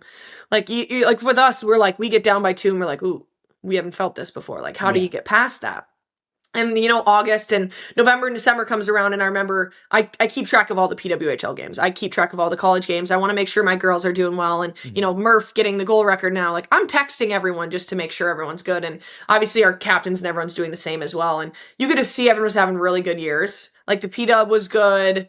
My team felt really good. Like, our girls were all like top points and, feeling good. And then we get into those first games. And I remember the first like 5 minutes, I was like, whoa, of the first game. I think we played Czech. And Robo comes in after the first period and goes, who was nervous out there? Every young player raises their hand. And he goes, you guys just killed it out there. Put your hands down. Like, counted every single person and said, put your hand down. Like, we've been here before. We've done it. The confidence he had in our group and the confidence we had. I remember we were just steamrolling like certain groups and certain like periods of the games. And once we got to that Canada game and like things got really serious, like we were just like, there's no one that can stop us if we're at this like pinnacle that we're at right now. And then of course our coach comes in and is like, okay, you think you're at the pinnacle, but how lonely is it up there? Like, how many people die on Mount Everest? What's the highest percentage? And Gwyneth is a hiker. She goes, I feel like at the top. And he goes, no, on the way down. So then we talk about Mount Everest and how, on the way down, it doesn't mean you're getting less good. It just means you're getting smarter on the way down so you can understand like things in that sort. And I remember he's like, we're at the top, it's lonely up there and it sucks sometimes, but this is the time where it's awesome. Like, this is where you like find that moment and just freaking roll right through it. And after that Canada game, I think we had that like thought as in, I don't care who we play, doesn't matter. Like, if we go out and play that way, like there's just not a chance. There's not a chance. Yeah. What was the 5-goal rule with the team? Because I don't know. What the fuck Every is that? time on the bench, like someone misses a wide open net. Someone misses this. And we're like, do people want to keep it at 5? Like, are we just trying to be like the rule of 5s? Yeah. But I don't know. Like, it was like a stopper. And then we got past it. I think maybe it was 6-1 Czech or some. One of the games was 6. And we were all like, man, if we can keep this 5 thing up, like, this is going to be pretty cool. Yeah, it's going pretty the goals against too. I'm like, oh my gosh, this percentage is crazy. Truly insane. But so we talked about this a lot with, anytime people are in the playoffs in a tournament like this, you guys seemed like such a focused and dialed in group, even with all the youth that you just mentioned. But is there a part of you, and I want to even just go to the semis because the Sweden team was so good. When you're just rolling through your competition, is there a part of you that's thinking like, shit, I wish we had a little bit more adversity at some point in here because you never know when one of these games is going to punch us in the mouth? Or 100%. Were you just focused being like, nope, just, every game's a new game. Don't think about the past. Goldfish memory. Let's just go into the next one. Yeah, it's a great question. I think I got asked probably 57 times from other news sources from other countries, like, wouldn't you want a better game? And I'm like, you know what? Ask me 364 days of every single other year that I've ever had. And sure, I'll say, yeah, this is the Olympics. And this is what I've worked for 4 years. I don't care if we blow people out 100-0. Like, this is what we want to win. We want to do that. And I get, yes, I agree with your question, but I think we did find those adversity points in every single game. I don't know if it was, in Czech, we were like, oh, like that was the first goal that went in and we were like, oh shoot, like, we want to do this for Aaron. We want to do it for Glenn. We want to do it for Ava. But there's just so many points in those games where we had to get together and be like, guys, we got to figure this out. Like, start using the yellow, our D need to get shots through.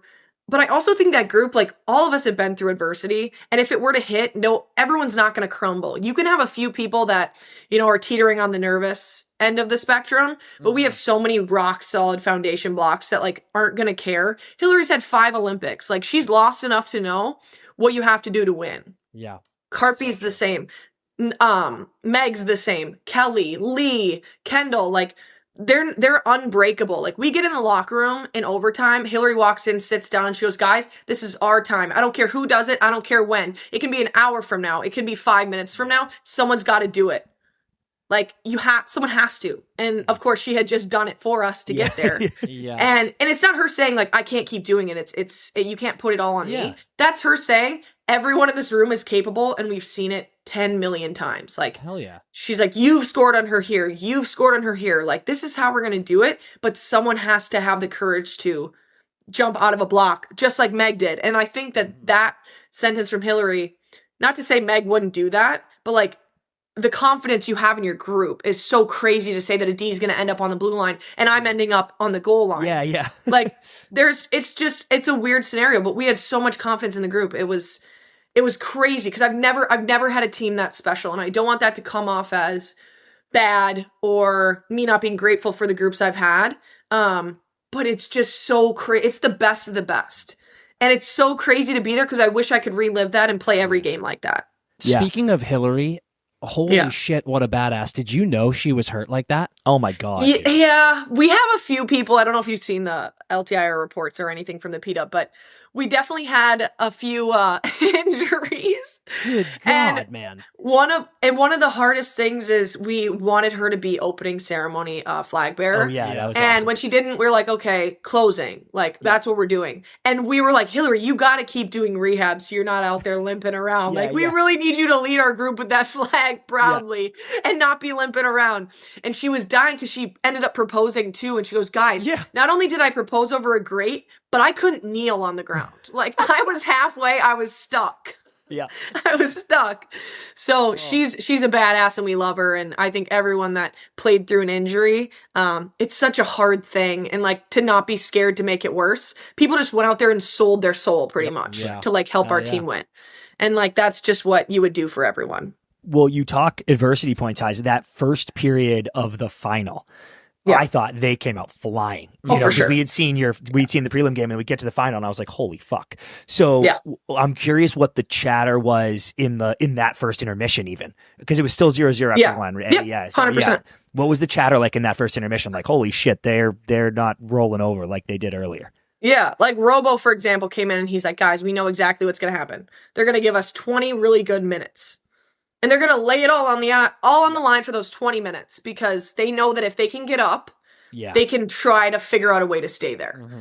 And for us, we're like, we got to weather those 20 minutes. And understandably, they're going to give their best, and we didn't. Like, in those 20 minutes, we didn't, and they did. And usually that ends up with a lopsided score come the end of the 20 minutes. But thank God we have fantastic goaltending, and Aaron stood on our head. But, we got in after the first period, and I remember thinking, like, oh, shit. Like, this is real. This isn't some throwaway game in Rochester. Like, this is like the pinnacle of what I've always wanted. And in my head, I'm like, okay, you can sit here and think, oh no, we might not do this. Or you can think, like, what am I going to figure out? What am I going to do better to help my teammates roll?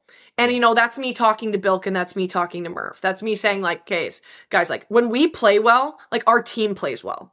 Like, when our line is rolling and we're out there, like, steamrolling people and doing all that stuff, like, I think the second period was a major turn for us. And our coach came in and everyone in the locker room was like, guys, calm down. Like, I remember Layla and KK were, like, looking a little bit like this. And Hillary went over and, like, put her hands on their shoulders and was like, guys, like, we're okay. Yep. Like, this is not anything different. You guys have won national titles and done all this. And just try to, like, take what that felt like when you were there and just, like, exemplify it out there. And I think our leaders were just so great. And obviously on the bench, Hillary's like, all right, guys, like, it's time to go. Like, it's not time to sit back and wait for someone to do it. It's like your time. So someone needs to figure it out. Definitely. And it wasn't a yelling. It was more of just like, all right, let's make a statement. Mm-hmm. Put a period on the end of the sentence out there that we are the best team here, because us being the best team in the tournament doesn't matter unless we win this game. Mm-hmm. Yeah.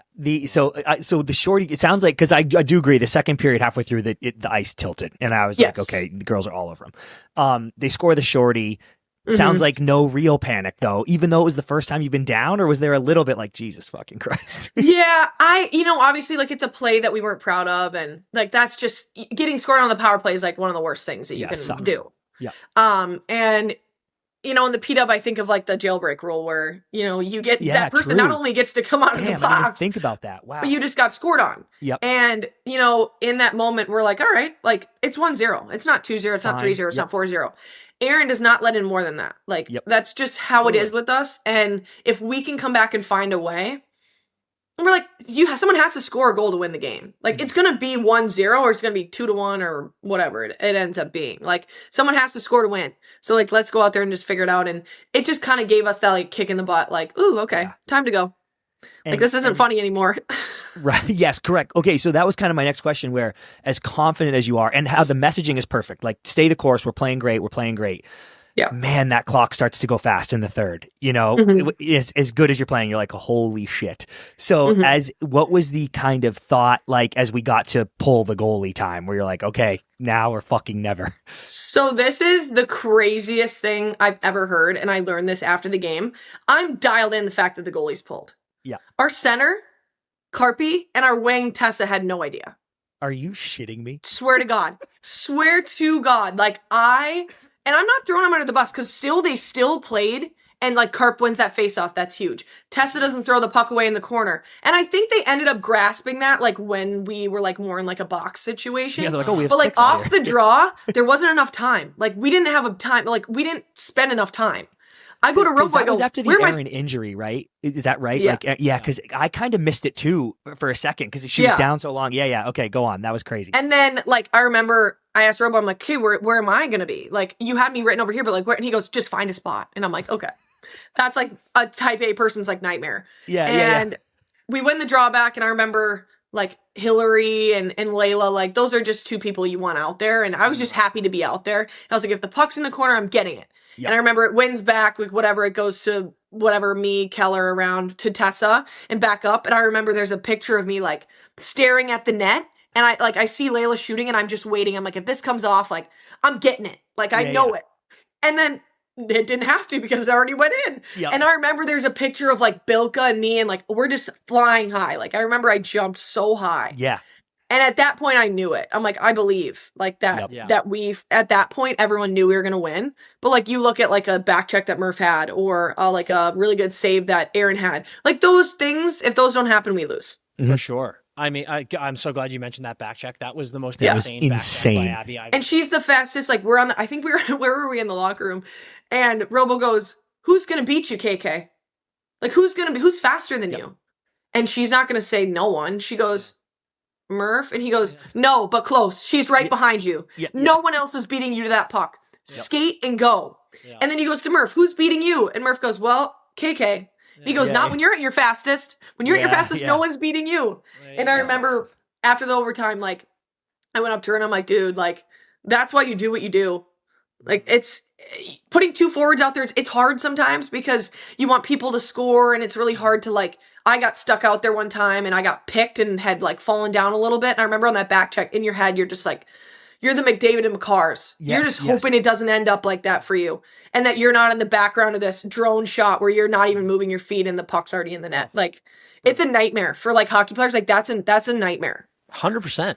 Well, listen, we just talked about Captain America, Hillary getting that goal, but then I have to ask about overtime, because obviously 3-on-3 overtime was a shift for all of you. Yeah. And I know you practiced it a ton, but all of a sudden when you're in it, in the gold medal game, was there a part of you that was like, this is fucking crazy? Like, we haven't played this enough. We are all over the place, because it was, for us, most entertaining thing in the entire world, because it was truly, I feel like there wasn't the regrouping that we see in the NHL. Yeah, we were all just it was just like this. Yes, it was crazy. Yeah, and I think in the moment, that's how I knew it was going to be.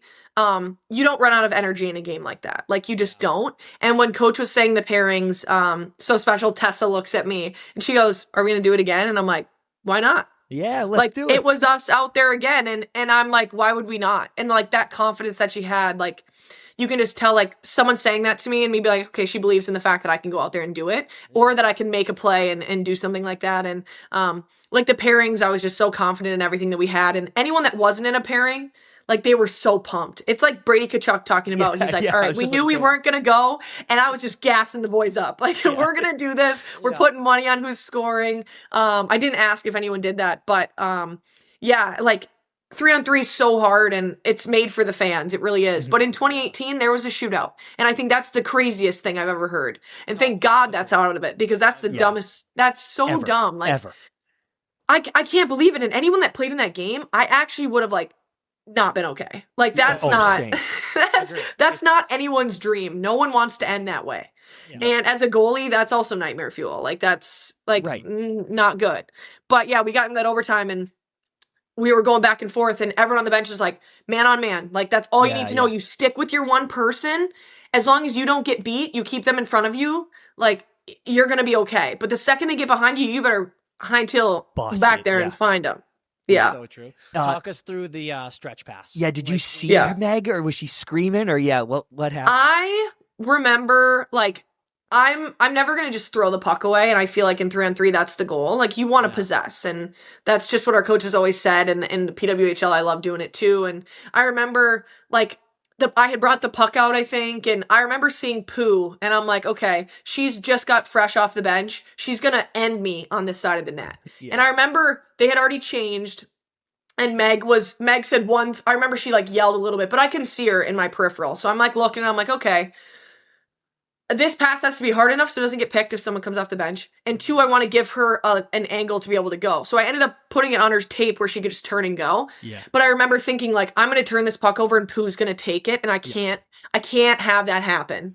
So I go, I'm just going to send it up the wall. Image we talked about. Fuel. Yeah. And I remember watching it back. Like I didn't quite see how close Pooh was. Like Pooh's stick was like this far away from the puck. Like if I didn't like really send it, it could have been bad. Yeah. But like I'm proud of those moments for everyone, because like Meg looks like, if anyone hadn't watched hockey before, they're like, yeah, she's a forward, she's a wing, like she plays forward. Yep. And she doesn't. It's so insane that you said earlier that you two were role reversed. Yeah. It's so insane. Yeah, but I'm so proud of her, because like that, you don't make that play. You don't make that play in a game like that. Like and even if she misses that, like it doesn't matter. Like you already have them on the ropes, and you're going to find a way to get something else. But that's the confidence that our team instilled in everyone. And I think that was your just says it. Of the goal, like when it went. Oh, I didn't see it go in. Right. Yeah, nope. Okay.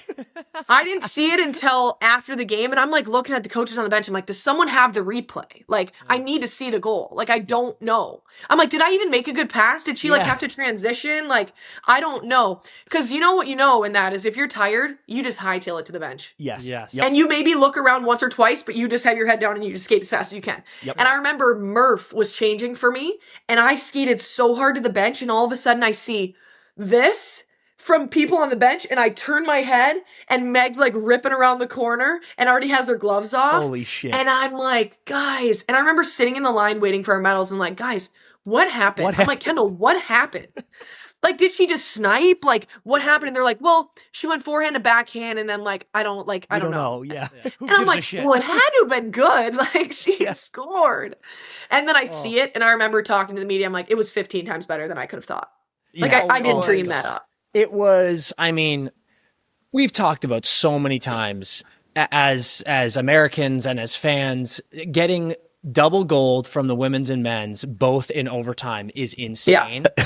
And Meg scoring a goal that way, that's street hockey shit. That's 100%. Verbally announcing to yourself these made up hypotheticals to gas yourself up. That literally happened in that game. Yes. It was unbelievable.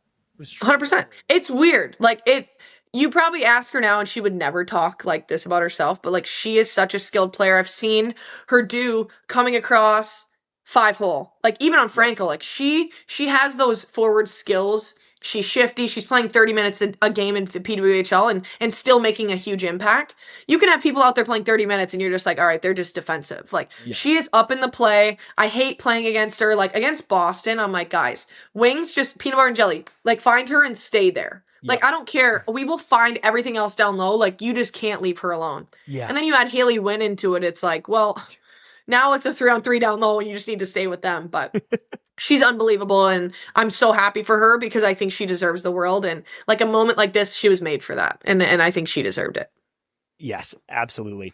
Was there, we were talking earlier, was there anything the coaching staff may have done superstition wise that could have added to the win there tonight? Yeah, 100%. Hold on. So I do have to say, we talked about this, and let us make it clear at the top that you would never do something like this. No, I would never. But we saw you after the win go to one of your coaches and say something about a blowout. Mm-hmm. And we were like, did Taylor just say that she thought this was going to be a blowout? We couldn't have been more wrong. So tell everyone what was going on with the blowout on the bench. No. So Milan, fashion capital of the world. Yeah. You can get a blowout in the corner of Milan on your hair for like $20. Yeah. And Ellen Hughes, Jack and Quinn's mom, somehow found one on the side of the street that she really loved. She came to practice, and of course I'm the one that notices. I give myself blowouts here and there. And I go, Ellen, I'm gassing her up in the locker room. I'm like, Ellen, girl, like, what are you doing with your hair? It looks so good. And she's like, guys, I got a $20 blowout on the street. And I'm like, okay. And then some of our other coaches are like starting to get into it. She's done it 3 times now. And now Katie Millian, our GM, Allie Altman, our goalie coach, Sherry Dickerman, our forward coach, and Ellen all go before the gold medal game. And I'm like, okay, this is great vibes. And I turn back to them on the bench, and like they got their hair looks fresh and whatever. Yeah. And ours is in a top knot. It looks terrible. And I look and I go to Allie, I go, must have been the blowouts. Must have been. And Ellen goes, oh gosh, I need to go get another one before I leave. Yeah. I mean, there are things that you need. You're going through duty free in the airport. You got to get some olive oil. Got to get some wine. You got to get a blowout too. You got to get a blowout. And 2, I'm like a Dyson girl through and through. I always use mine. Can't bring it to Europe. You can't. Taylor, there's nothing. I can't fucking believe you just said that. Alice came to Milan for a few days, and like the first thing she was saying to me was, I can't bring my Dyson. So like, she went on a walk to find a store to find like the next best thing she could. Yep. It's unbelievable. And Grace didn't have her Starbucks, and I said, Grace, this is equivalent to me not having my Dyson for 26 days. I didn't even care if I went to bed with wet hair anymore. I was like, it doesn't matter. Yeah. I don't even have my favorite tool here to do what I need to do. God, that is so awesome. Okay, just give us your favorite memory from the post game, either on the ice or after. Because I remember talking to you a few days after, because that game was Thursday, and I remember being like, "Hey, let's link up, Friday or Saturday. We'll chop it up." And you kept being like, "We're still hammered. Like we're still there's too much going on." So what was some of your favorite moments? I was not well for a bit, but definitely my favorite moment, one of them was I had the flag on the ice, and I remember looking at my 40 people that were in the stands, and I could just see my mom zooming in. She's bawling. My dad's got his camera, the Galaxy, just zooming in. It's bad quality. Like he's got it. And like everyone there, my fiance Parker, his mom, like all my mom's best friends, like they're all like crying, bawling, and I'm like, I did it. Like like that was one of my favorite moments. And then the other one after is we got to go to the Starbucks Winter House, and I remember Xfinity was there. They're one of my Olympic sponsors, and they had like these little like signs. They were cardboard cutouts of me.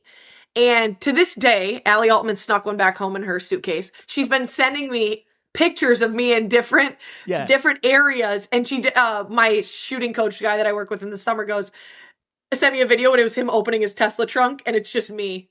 Like a thing of me there. Like a Flat Stanley. Was super fun too. It was Flat Stanley. Like I've been getting pictures, and got to drink some Aperol spritzes with my family, and the girls, obviously we had a lot of fun. Like we found we were at a club with Snoop Dogg performing, French Montana, Amber, Glenn, Alyssa Liu, like we were all in the same section. It was like ridiculous. And I remember at 3 a.m. Grace and I look at each other and we're like, I think it's time to go. And this is one of those clubs where they put like the sticker over your camera. It's the real deal. And Hillary had gotten us in, and of course we're like, holy cow, like this is legit. And I remember I was like, I don't remember the last time I was at a club. And like Hillary's not a club person. Like that's not who she is. And you could see her, she was just like excited. Everyone was having a good time. And that was definitely one of my favorite ones. Cause then we get back at like 3, and I remember I took a video of Murph running through the village, and I'm like, who would have thought we'd be running through the village at 3:30 in the morning with a Corona in hand, sprinting around, like jumping through the Olympic rings, and just fun stuff like that. That is so sick. God, it's the best. Yeah. All right, well, Heise, we'll let you jump. We got to get you back on here again as the season unfolds. But Absolutely. Can't tell you how proud we are of you and how psyched we are for you. This was truly one of the greatest moments of all time. And we're just so pumped that you got to live through it. But like I said, we'll be dialing in for the rest of your season. Can't wait to chat with you more.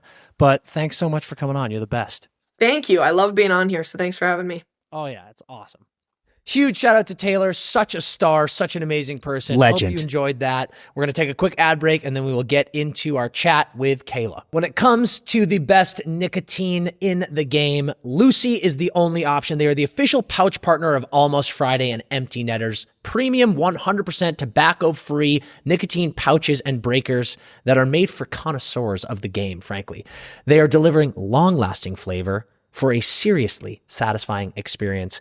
Everything about Lucy gets the job done, from the milligrams 4, 8 to 12 to all of those amazing flavors. I'm on a wintergreen kick right now. It's fantastic. It's starting to get warmer, so I'm starting to feel more of that summer vibe. And then whatever you need some energy to start the day, bang, pop in one of those pouches or those breakers. You need to get laser focused when you're doing your work, maybe playing some golf or something like that. It's perfect for that. And then also, it's great to unwind. End of the day, have some dinner, throw in a pouch, pop on a movie or something like that. It's fantastic. Lucy is just the best pouch in the game. It feels fantastic. It fits fantastic. Pop it in wherever you like it. All those flavors are so good. It's giving you the best buzz in the game, guaranteed, I promise you. So, you are going to get this experience. Lucy is the only pouch that delivers this long-lasting flavor. It's on-demand flavor. It's fantastic. Go to a store and find one at lucy.co/stores or get it shipped with 20% off your first order at lucy.co/netters using that code netters. Guys, 20% off your first order. Save some money. This is obvious. lucy.co/netters. Use that promo code netters. Get it done. Lucy products are only for adults of legal age, and every customer is age verified. This product contains nicotine, and nicotine is an addictive chemical. All right. For the second time, recurring guest from, were we in Montreal, Barnes, or were we in Boston? Montreal. That was Montreal. That was Four Nations. Yeah. Yep. And you're back in Canada now anyway, so we only do this when you're in Canada. But for the second time back, and for the first time, an Olympic fucking gold medalist. Cayla Barnes, welcome back to the Empty Netters podcast. I love so much that this is our California gal. That's the best part about it. Like a true Southern California native. That's what we need more of. Born and raised. Born and raised, baby. On the roller rinks, which is unbelievable. Yep. Yeah, so epic. We just asked Heise this, and we got to know. I mean, the fact that you're in Ottawa after a game, which we'll talk about in a second, because that was a monumental game in Seattle. Has the high of the gold worn off at all yet, or are you just still out of your mind? Oh, I don't think it'll ever wear off. There we go. I think I think it's just always like I still wake up and I still see posts about it and new followers and this and that, and it's crazy. Just the momentum we've gotten and how exciting it's been since we've gotten back, and like it feels like we've been back for a long time, but we've really only been back for like 5-6 days. So it's crazy. Has your internal clock reset at all, or are you like all over the place with sleep? Kind of all over the place. Seattle is 9-hour difference, so that was really hard to adjust to. And I finally start to kind of feel normal, and then boom, on the road again. So now we're time changing again, and so a little bit off, but we're hanging in there. We do have to say, Chris, when you were gone for a second, we were chatting about it. It is unreal that this happens. Gold medal is won. Cayla comes back, has to be on the ice immediately for a game. And sold out barn breaks the attendance record for the P-Dub. And we're saying how awesome that is, but also like it's just going to get broken again because the momentum is through the roof right now. It's unreal. How crazy was that so barn? Cool. No, it was insane. Like I don't, our fans are so awesome and they're so passionate, and you looked out into the crowd and it didn't seem like there was an empty seat, which was amazing for the P-Dub, for women's sports in general, for women's hockey. And like I said, there's a couple big games coming up that for sure will probably rival that record, and that's exciting. We want that record to keep getting broken. Yeah, it's a good thing. Of course. Yeah. Barnesy, what did you think of the two rinks in Milan? Because that was a unique experience too, just the vibe and the setting in there. What did you think of those? Yeah, I mean, it was kind of crazy, like switching back and forth. And the first rink we played at was literally a warehouse, Yeah. which was a really, really unique experience with the locker room setup and the walk to the Oh, rink. right. I didn't And even think about that. Yeah. yeah, like the locker rooms were kind of like these trailer looking things, which was really interesting. They did a good job with it. I think like the best that they could do. And our equipment managers are awesome making it feel like home and stuff. But it was definitely interesting. I definitely liked playing at the bigger rink better. It just kind Yeah. of felt more like real. But Yeah. it was a good setup at both, and we got through it. It did feel like there was so much chatter about those rinks before the games. And at the end of the day, I'm like, all right, they pulled it together pretty well. And you're so right. The big rink it had a uniquely Italian feel though. Like it was an official rink, but I was like, this is an Olympic rink, like this has Yeah. clearly been whipped together, but it was cool. It had a vibe. I liked it. Yeah, the atmosphere was great there, and I mean, especially at our like final game, at all our games really, but our final game was the push and pull from the fans, and Oh, is half Canadian, half American. It was just like such a fun atmosphere, and it felt like it was a big rink, but it felt pretty like intimate, which was really Yes. cool. So, I really enjoyed it. yeah. Talk to us about the build up to the games, because obviously it's similar with the men's, with the NHL, and all of you with the P-Dub. There is that element of you're playing now with a bunch of people who you're playing against during the season, but there's the added element of you have the college gals coming and joining the team. Did you have a group chat going weeks and weeks before? How were you bonding and kind of getting ready for the trip before the games? Yeah, I mean, we really started our process in August. We had camps every month. We met every month as a team for camps and rivalry series and stuff like that. So we had Yeah. a touch point every month, which was really good for our team. But also, what I've explained to a lot of people is like, this isn't just like 1 year. We've been building this team for 4 years, and we've Yes. spent 4 years together. And obviously some different pieces are in and out, but for the most part, the core is the same. So we've been building this team for 4 years, and I think this year, those touch points were great and really helped, solidify our team. But everybody went back to their markets, and the PW is so great for us. This is the first time we've had a professional league with the Olympics, and Mm. we get to play night in and night out against best players in the world, which ultimately helps us, helps the Olympics, helps growth everywhere in other countries as well. And then obviously our college girls are awesome. They're all on high level teams and breaking records and doing all these crazy things. So, they had a good setup when they left as well. So, I think we all had a good setup. And when we met, it was, all about Team USA, and we were really excited to be with each other. Yeah, it's so true. And you could feel it, right? Like you could see the chemistry with your group from the first game. And obviously we were joking around with Taylor. It's like the 5-goal thing. I don't know what the hell was going on with you all, but it was like you hit 5 goals and you were like, we're done. Save it for the next game. But obviously, I mean, I love to hear that. And I love the fans get to hear this, that this has been a really serious and significant building process for all of you. But when you're there and you're actually in the execution of it, wearing that jersey, going out on the ice, knowing that you're in Italy, was it, a practice, or was it that first game against Czechia that you were like, oh shit, this group is special?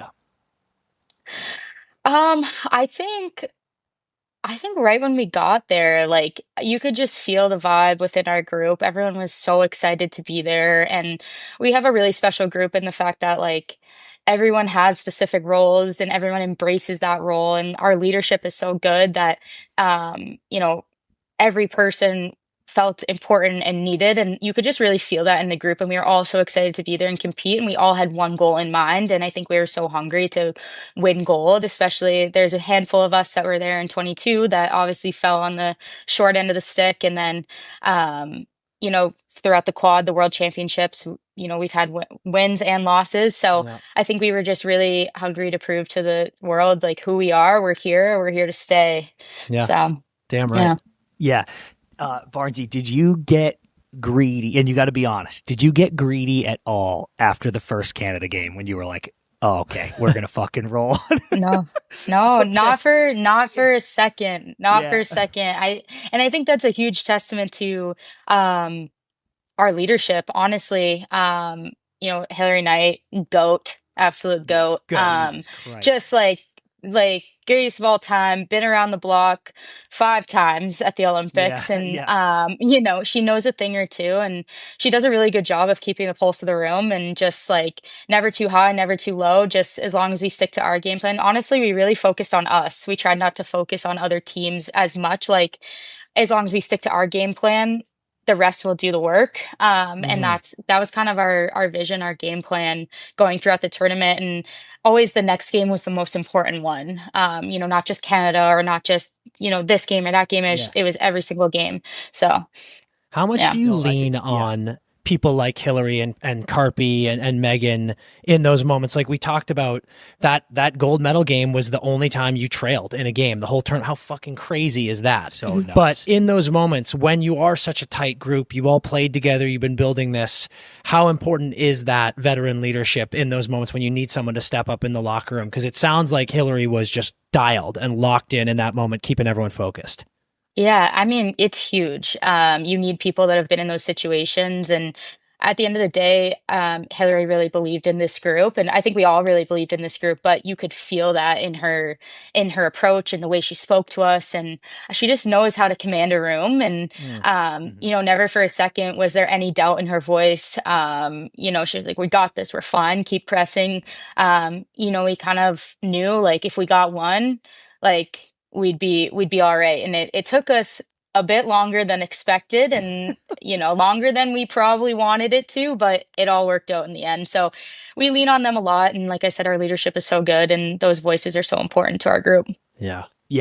I meant to ask Taylor this, but I was curious if there was, because we're New England guys, right? So we Tom Brady NFL fans, and I remember hearing a story about like he's such a decorated NFL player, but when would you feel the most stress? The Super Bowls, whatever.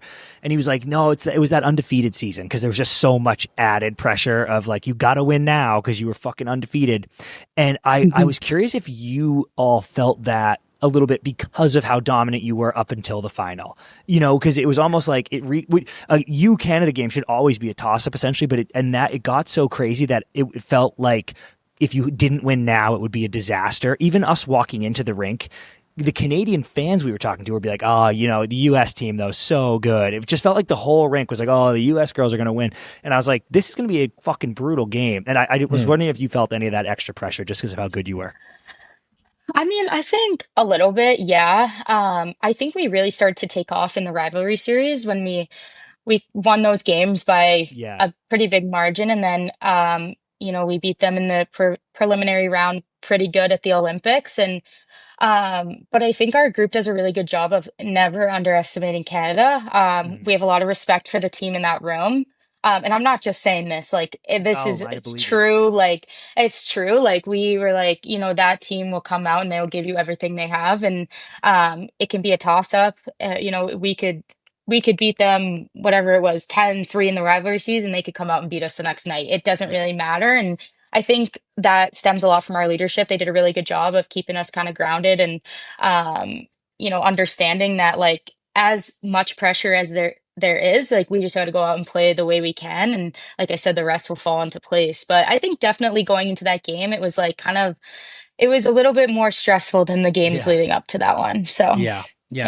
On that, I think it was actually funny. Was talking to Dami and actually some of the others, talking to Erin Ambrose on Team Canada about the rivalry between all of you, and she actually mentioned how the P-Dub has softened that rivalry a little bit in a sense. But you'd mentioned the rivalry series, and I got to go to a couple games last year in LA, and I was blown away how intense. I mean, these are exhibition games, and you ladies are trying to kill each other in those games. And it's so fun to watch, and it's electrifying. And in those moments, you get thinking as a fan, you're like, holy shit, I can't wait for Olympics. So in these games, with that respect that you said you have, and with this rivalry, I was super curious watching them. The Sweden team was so good this year. And there was a part of me with the semi that was like, I I kind of want this to be the final. It felt like you and Sweden were really the top teams. And obviously I know you have nothing but the utmost respect for that Sweden group, but because of how intense the rivalry and because of how much of a competitor I know you are, is there a huge part of you that was like, no, we need US Canada in the final? Oh, 100%. I think Hell yeah. 100% because, because the rivalry is so big and it's so deep rooted. Like, I feel like if it wasn't US Canada in some way, I don't want to say like it wouldn't feel like we like fully earned it. Like, it would just like, I don't know, like that's what we've all imagined. And, I just think that to make it right in the world, it had to be US Canada. Yeah. No, that makes sense. That makes sense. I love it. Yeah. So you said earlier that the tying goal might have taken a little bit longer than everyone had hoped to land on. Tell me a little bit just about the honest emotions of as that clock starts to tick down and now we're pulling the fucking goalie. And, so talk me through that and then also into what you remember from when it went in. Yeah. So, 6 minutes left, we go on the kill. So that's kind of where. I forgot about that. Yeah. Dude. 6 minutes left, we go on the kill. We're down 1-0, and we're like, shit. Like, we're like, like not like panic, but we're like, this kill will make the game. You either kill it and you survive, or you get scored on and now you're down 2-0 with under 5 to go. And, that's a bigger hole. So we went out there and we just knew we had to get a job done and we killed it. And that gave us some momentum. And we just kept pushing and, everyone on the bench was like, we're good, we're fine. Like, keep pushing. It'll come. And the energy was honestly great on the bench. And, I'm not going to sit here and lie to you. Like, during that TV timeout, I sat down and closed my eyes and I prayed to God. Yeah. Hell yeah. And I said, I know I probably don't come here as often as I should, but just give us something. Give us something like we've earned it. Like, give us something. And then we'll go from there. That honesty is why they're answered. With the check-in of being like, listen, I know it's been a while. I'm sorry. I love that. I'm sorry. And, and then we pulled the goalie honestly pretty early. But, no doubt in our PP groups, like, they're insane. I mean, you look at the people on those groups and then like, oh, they got it. They're fine. Yeah. Huge shout out to Carpy for winning the face off. I think Tessa got in there and won it back. And then, you get the puck in the hands of like Layla Edwards, Megan Keller, and good things are going to happen. And honestly, when, that shot, it was like slow motion, that shot went through and then tipped to Hillary. Like, if everyone could just bottle up the emotion that was on the bench and I could just give it to everyone, it would bring so much joy in the world. I think, like, we were screaming, we were fuck yeah, like hugging each other. Like, and then it was really in that moment where you're like, we're going to win. Like, I think that was the turning point when we said, okay, we're going to win. We got this, whether this goes to overtime, whether this goes for the next 4 hours, we're going to win. And, obviously, no one better than Hillary to score that goal. Like I said, such a goat. Always shows up when it matters, and just super happy for her in that moment. And then obviously, the rest of the story, how it goes. So awesome. Not a bad one. One of my favorite parts about that replay, I've watched it a bunch of times, is I try to watch a different person each time, whether it's the bench or Layla or whatever, because you leave your feet. Like, people are literally jumping on skates into the air when it goes in. It is such an awesome reaction. It fired me up. It must have been incredible to live through that. Yeah, it was insane. The bench was crazy. Like, I think that was probably like my highest vertical jump ever. I wish I would have gotten it recorded for my strength coaches to take that. We were right behind you. Like, truly, that's where our seats were. Your knees were over the boards. Like, you were going nuts. I was like, insane. Jesus Christ, Cayla's going for it here. But listen, you keep talking about this veteran group, and I know it probably doesn't feel that way for you. And we've talked so much right after you won gold in our recap. This group is so young; it's nuts. When you're looking at 2030, it's a pretty similar group, which is unbelievable. But you, and I know you wouldn't say this about yourself, but here I am saying it. You're a decorated Olympian. at this point. I mean, like, holy shit, man. Like, you're sinking to the bottom of the ocean with these medals around your neck. Yeah. And I gotta know, I mean, when you think about the call up in your first one, being a teenager, youngest player on the team, and now here you are, it's crazy to think about. And I can't imagine how unreal it must feel for you. But how does this one compare to, you kind of had like a COVID Olympics, it feels like, and you win the ultimate prize, then you don't win it, and now you win it again. Like, is it a mishmash in your mind, or do any of them stand out over others? I mean, I think this one is by far the best one. I think, like, obviously winning gold in 2018 was an amazing experience, but I think like that team was amazing and I learned so much from that team, but I think I was like almost too young and too new into my process to like really appreciate the experience and the team and like what that team went through, because I wasn't with them the whole quad. Like, I was so young that I just like joined them like 3 months before the Olympics, and I was like, I'm here, like, hey, and like, I'm on the team.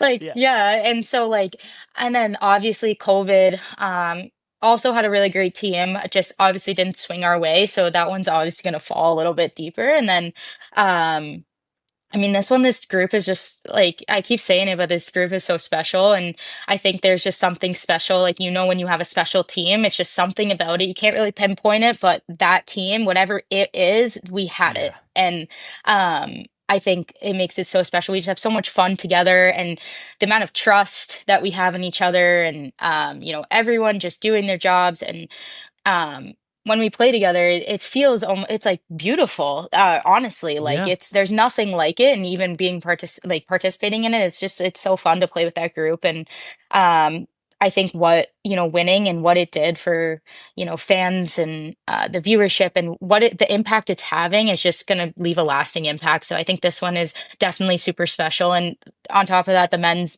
did it too, and we swept, which is an amazing thing and so fun. And always like to stick it to Canada when we can. So well, so I'm curious. This is, as you mentioned, this is the first time that it's been this way for you or any of the players.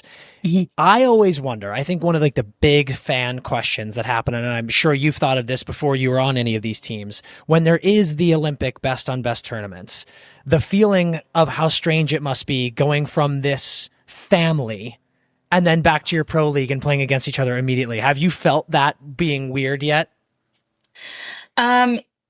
Well, I haven't played against anyone yet.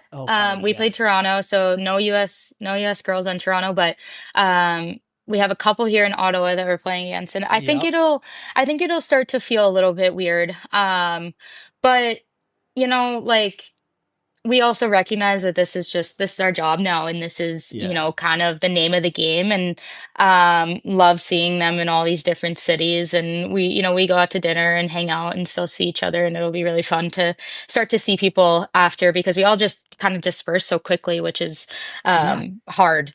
So that was shocking to me, Barnesy, how fast the turnaround is. Like, you should get a week vacation to celebrate this, but instead they're like, no, go back to life immediately. That was crazy. It's crazy. Yeah, we were lucky. We had like 3 days there post our game. So you don't remember those that well, though, eh? That's a secret I will never tell. No, no, we had some fun, that's for sure, and we made some memories, which I think we all will cherish for a while. So until we can meet again all together, it'll be fun to see people in different markets and stuff like that. So no question. It's the best. Do you have any outside the rink, and we've been loving the stories from the calf, and where you're sleeping in single beds. Did you have a moment in like the brief moments you had just being able to enjoy Milan that stuck out that you were like, oh, that was awesome?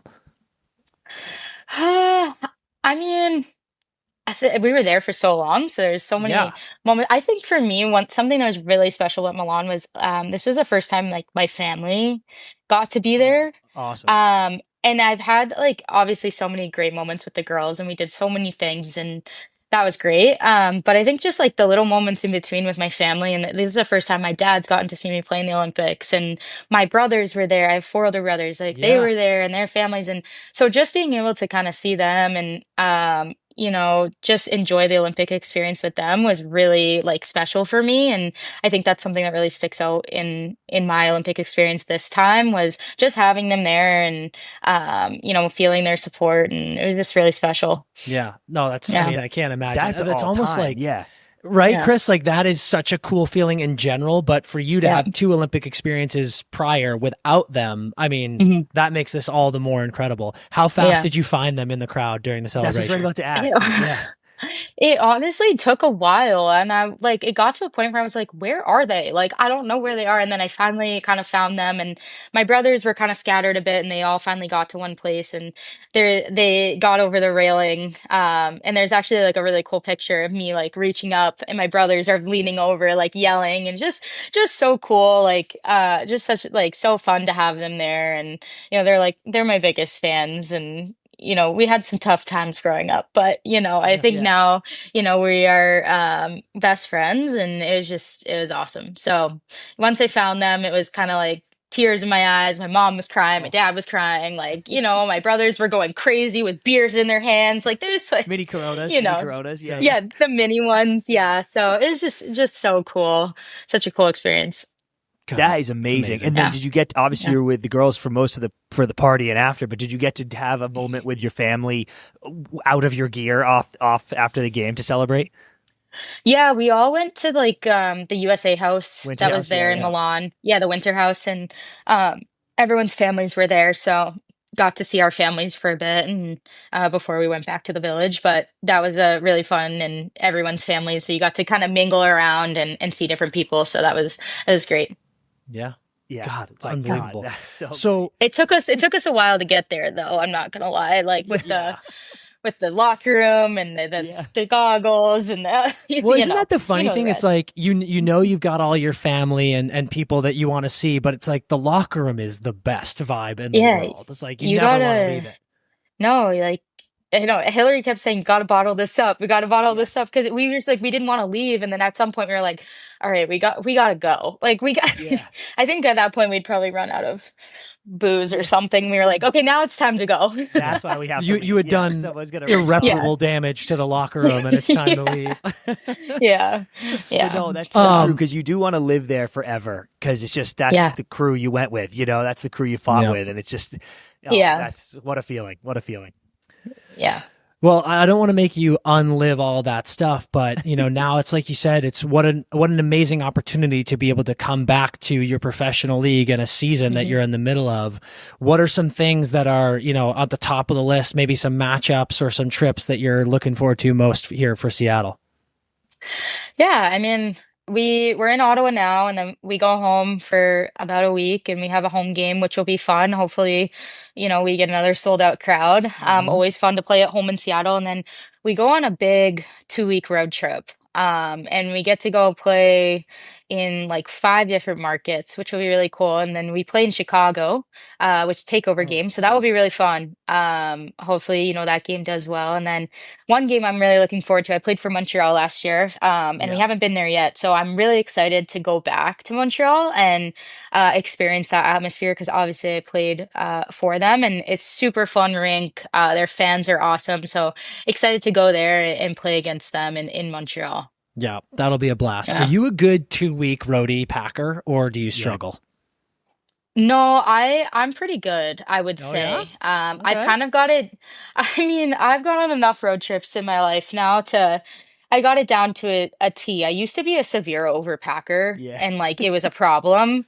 And I'd be like, well, what if I do this random thing and I need this? And I'm like, that will never happen. I don't know why I'm thinking Yeah. this will happen. So Like it's never happened. It never will. it's never happened before. It's not going to happen now. I don't know why I'm thinking this, but I've gotten a lot better. So I think now I've gotten it down to a science, which is There you go. good. Yeah. Kayla, I used to do the same thing. I think I still am an overpacker, but I would have that same thought of like, well, what if we do this? And someone once said to me, was like, well, if you do that, just buy the thing you need. And I was Yeah. like, Fuck, that's Oh my such God. a good Yeah. piece of advice.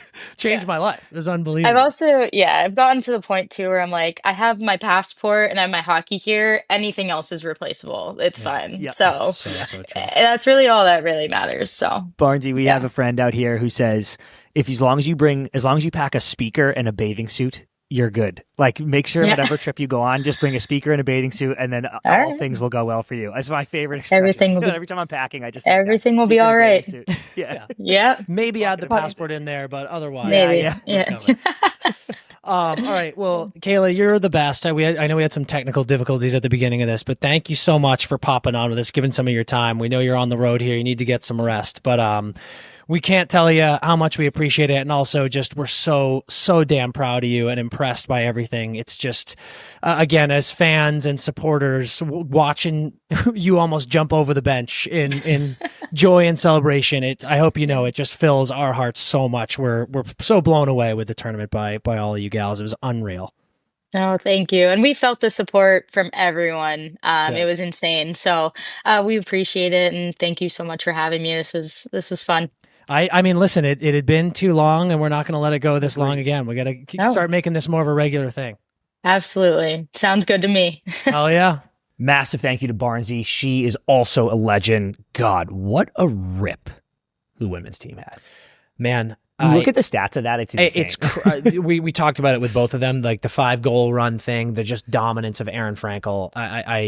And I loved how Cayla was like, the vibes will never wear off. Yeah, that was a great answer. This is a person who already has a gold medal, has a silver medal. Like this, it's just so cool to hear. And I also loved that Cayla wasn't afraid to be like, this one was so sick. Yeah. And it was just being in Milan, the way they played, it was fucking incredible. Unreal. Yeah. So thank you again to Barnesy. And now let's kick it to the professors. Yes, we shall. We are back from holiday. The professors are back in session. Welcome to class. It's been a while. It was Olympic holiday. It was. And we took a holiday to Milan. We took the channel. You channel across. I'm sorry.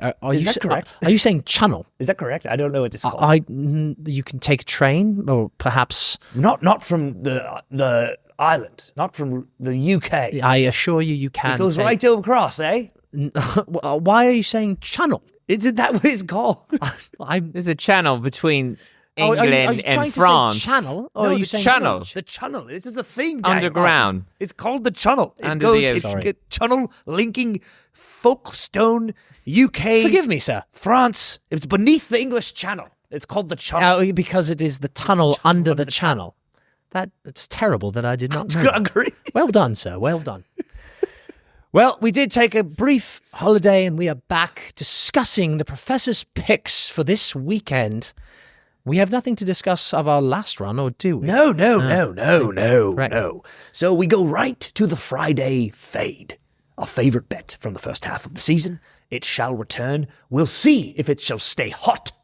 And it's an interesting slate this Friday, because for those unfamiliar to the Friday fade, we find the game that is the clearest winner in the world, and then we go the other way. We fade it because, of course, whatever we think must be wrong, and then it becomes right every time. For my money, I believe there's only 2 games that could possibly be the option for the Friday fade. So we're looking at Cats at Wings, Avs at Stars, Canucks at Hawks, Canes at Oilers, Habs at Ducks, Wild at Knights, Blues at Sharks. And it simply must be either the Blues at Sharks or the Cats at Wings. Interesting. And you mean to imply the Cats are the fools? The Cats have run through all 9 lives. Yes. They are dead. Interesting. Unfortunately, they're dead. Interesting, Daniel. Yeah. So it's the Cats. Yes. So is it clear that the Wings at home would beat the floundering dead Cats? Or is it more clear that the Sharks at home would beat the hapless Blues who've traded away that entire team? I think it is foregone conclusion that both the Red Wings and the Sharks win those games. Yes. So we need to decide which one is more obvious. Is the more obvious win, and then fade that team. Yes, Daniel. We work so hard. Is it to make this pick? Is it so we must get it right. I wonder if the Wings are better than the Sharks. I believe they are, sir. The larger question is, are the Cats or the Blues more abysmal? Yes. In the Blues are surely more abysmal. The Blues are surely more abysmal than the Cats. But is the delta, because the Blues are here, but the Sharks are here, and the Cats are here, and the Wings are here. Which is the greater delta? I think... I'm not... The Panthers play on Thursday. The Panthers play on Thursday. So it's a back-to-back. Interesting, sir. So the Wings surely will beat the Panthers at home off the Panthers back-to-back. I believe that might be the Wings case. will surely win. So it is absolutely certain that the Detroit Red Wings will beat the Florida Panthers while at home in Detroit. Therefore, we will fade the Red Wings and take the Florida Panthers to win on Friday for the Friday Fade. Delightful. Friday Fade is back, and we're on the back of the dead cats. Brilliant. Now we go to the Saturday Selly. For those new to the program, this is the first Saturday Selly of the second half of the season. It's an anytime goal scorer on Saturday. One of the games Saturday will have a goal scorer, surely. We won't have all 0-0 shootouts, so someone will score. We will identify them. We will find it. Sherlock Holmes, here's who I have found as potential suspects. Tage Thompson. Home versus the Predators, coming off his Olympics, firing in one-timers. The man is on an absolute heater right now. Kucherov. On the road at the Leafs. I don't love that, but Cooch is currently doing that I should be MVP stat pad that he always does around now. He's got 31 goals this year. Did you know that? All of a sudden he scores a billion goals. I like Kucherov. I think he has something like 79 points in his last 35 games. Okay. Absolutely. Oh, you're the best player again. Absolutely. It's you. Mental performance. Geeky or Pasta at home versus the Caps was interesting, but Pasta's not even scoring much this year. It's very strange. We've not done him yet. Yes. I love Morgan Geeky. Yes, 30. Morgan Geeky at home versus the... I don't love because it's probably going to be Logan Thompson in net, but Geeky... Caps struggling. Geeky, anytime goal scorer. We've not done it this year. I love that pick. Delightful. I absolutely love that pick. Morgan Geeky. Saturday Selly. Get your scoring boots warmed up. You shall be the Saturday Selly against the Caps. Sunday hat trick. Brilliant. Parlay is a three-leg parlay we do every Sunday.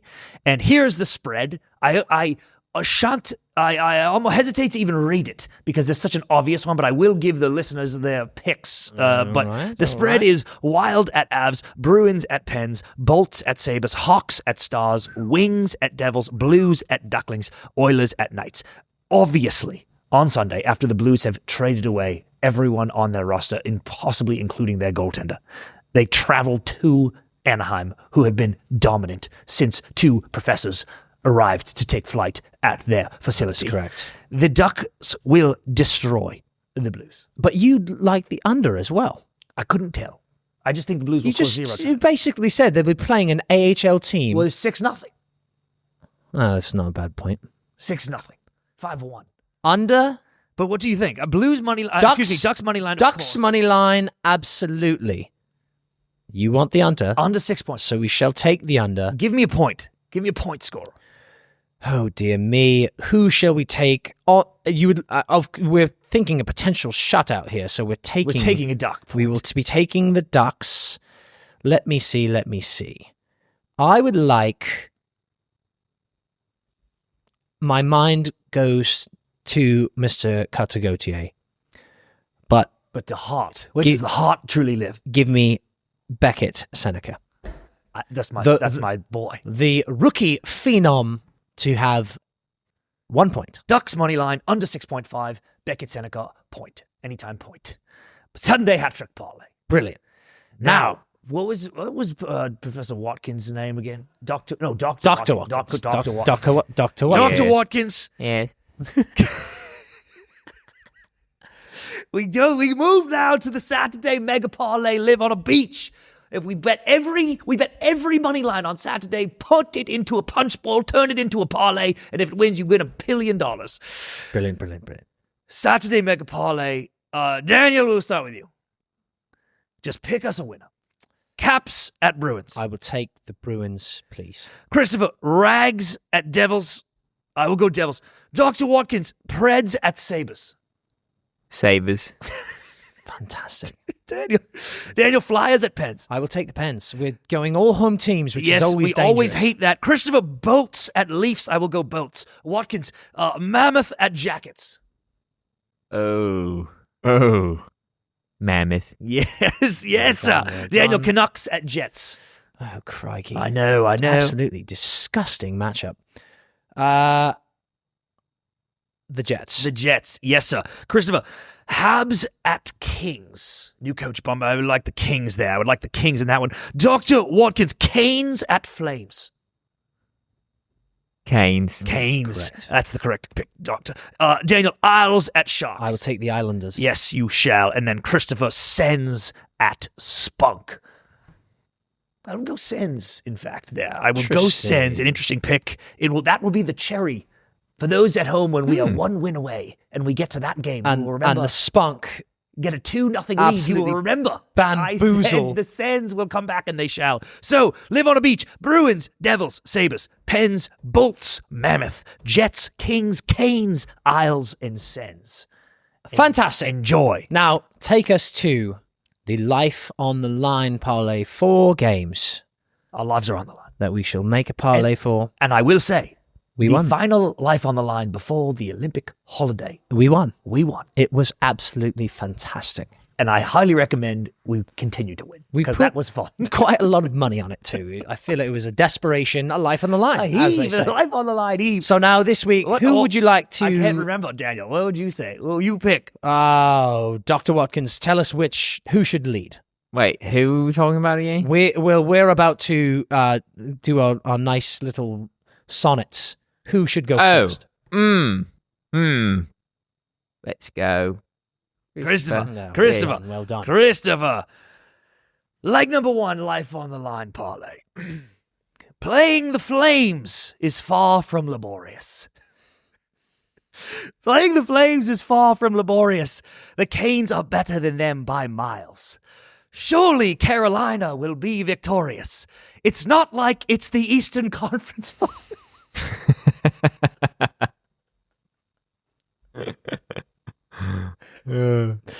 Oh, that's cheeky, sir. Canes money Well line. done. Well done. Canes money line in leg number 1. That laborious, victorious rhyme was just brilliant. Brilliant. All right, would you like me to go? Yes, sir. All right. Yes, sir. My first. A city that sings and one that eats wings. Both are sure to deliver a good time. One team kinda sucks. The other one fucks. Missing playoffs would now be a crime. Bad vibes start to fade. They might make a big trade. Yes. Things are looking up in Buffalo. So Preds go away, I'm sorry to say. It's time for the Sabres to stuff a hoe. Respectfully, of course. Respectfully, always Respectfully, of course. respectfully. Sabres money line.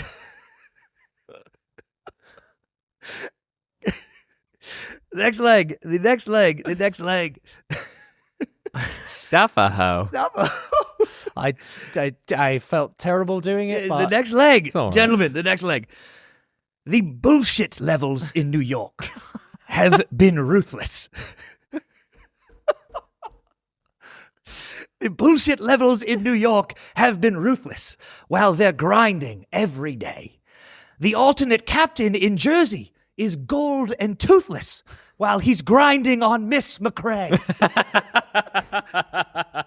wonderful. Wonderful. Jersey money line. Devil's money line. Like Wait. Toothless. He's grinding on her. Yeah. Yes, All yes. right. Yeah, Oh, sure. yes, sir. Yeah. You don't even understand. You don't understand. You don't, Right. don't ask. Oh, crikey, fuck. And my final. One team is the most fun, and one has my son. Sharks and Islanders is my own Sophie's choice. Yes. Both in a playoff hunt, but one must be a runt, and the people on the island shall rejoice. Misa is coming alive, and Mac and Will always thrive, but when it comes to Schaefer, I cannot be coy. So I hate to say, call me Daniel Day, because I've abandoned my boy! Isles money line. Incredible. Canes, Devils, Sabres, Islanders. Life on the line, boys. Get it done. Get on BetMGM. Get your picks in. The professors have spoken and we have returned. Brilliant. Cheerio. Always a blast with the professors, but now it is time to close out with a little game of Connective Tissue. You know this game? It is when I give you the bio of two hockey players and their names meet in the middle to form one hockey player. One time Dan gave me Brandon Carlo and Logan Couture. So it was Brandon Carlogan Couture. Have you played this with us yet? I have not. No. It's okay. Do you get it? Wow. So it's like we did one time. He gets it. He gets it. Don't insult his Scott intelligence. Stevens Stamkos. Right. So it's the middle. Yeah. Yep. Yeah. So the names will meet in the middle. Here is your player. You can play too, Ev. Now, actually, that'd actually be fun. I agree. I'll Because give you it a guys can work shot. together. We've never had a producer who Connor something. who could. So many Connors in There's NHL. so many. Hockey has a Connor problem. We have a real Connor. Okay, Sarah Connor. and the hints start hard, and then I can give you more as you All right. don't know it yet. Okay. I have a gold and a silver in international play, but I wouldn't trade either of them for my one Stanley Cup. And I've won a major trophy at the NHL Awards 4 times, Oh my God. despite only being 27 years old. Oh my God. Then, which means, Ev, that now you're on to the next bio. I was drafted in the 3rd round of the 2013 draft, but I've become a clutch player in the league with a nickname to prove how good I make it look. I have been the property of 4 NHL teams, but the first 2 I was only in the minors, and I have 3 cups. Okay, so we got a gold and a silver, Yep. 4-time major trophy winner. And, he's And a cup for and that he- first guy. And is only 26, 7. 27? Then, Hold on. That's some bullshit. Are you just looking it up? No, I'm yeah, typing it out. No, I'm just typing it out so I can see. I it. know. Yeah. Hold on. All right, let's lock in on the first. Dude, I am lost here. That's okay, It's that's fine. okay, But I don't know very many Yeah, details about players' lives. You guys I'm going gonna to talk it out. I'm gonna talk it You out. talk it out. A gold and a silver, and is 27 feels like some bullshit because are we doing You count women's World players Juniors? in here? this is not. We could always do a women's player, but this is not a women's player. Yeah. I'll give Well, you that. all right, well, then I'm saying this is some bullshit because I'm like, what, dude? Who was playing in the Olympics? Who got silver? Are these Olympic medals? No, I is said I this have a world I have- ju- I is this said a I have- world rat. junior? I said Rat a pig. gold and a silver in international play. International play. You were implying. No, Olympics. I was not. You I rat would have said Olympics. No. That's all right. I would have said Olympics. Rat pig. 4-time major trophy winner. 27 years old. I'm thinking I know this person. I think he's a very good defenseman, but I'm not entirely sure. Now, the next one is a 2013 draft pick with 3 cups. That is fucking wild. What were the other accolades of that person? There's a big hint in this one. I almost made it too easy, but it says, I've been the property of 4 NHL teams. Yeah. But the first 2 I was only in the minors. Okay. Interesting. Which, and if you can read more into that hint, then you can get it. Like, which means he's only, if he's in the property of 4, but in the minors on 2, that means he's only been on 2 NHL squads. Yes. and has 3 cups. Yep. Okay, I'm not making a guess, but I feel like Cale Makar might be the first one. We know he has a silver in the Olympics. Currently, yes. And I believe I know he has a gold in some form of juniors. Mm-hmm. And this is the one cup, right? I'm trying to think he has 1 cup. Right.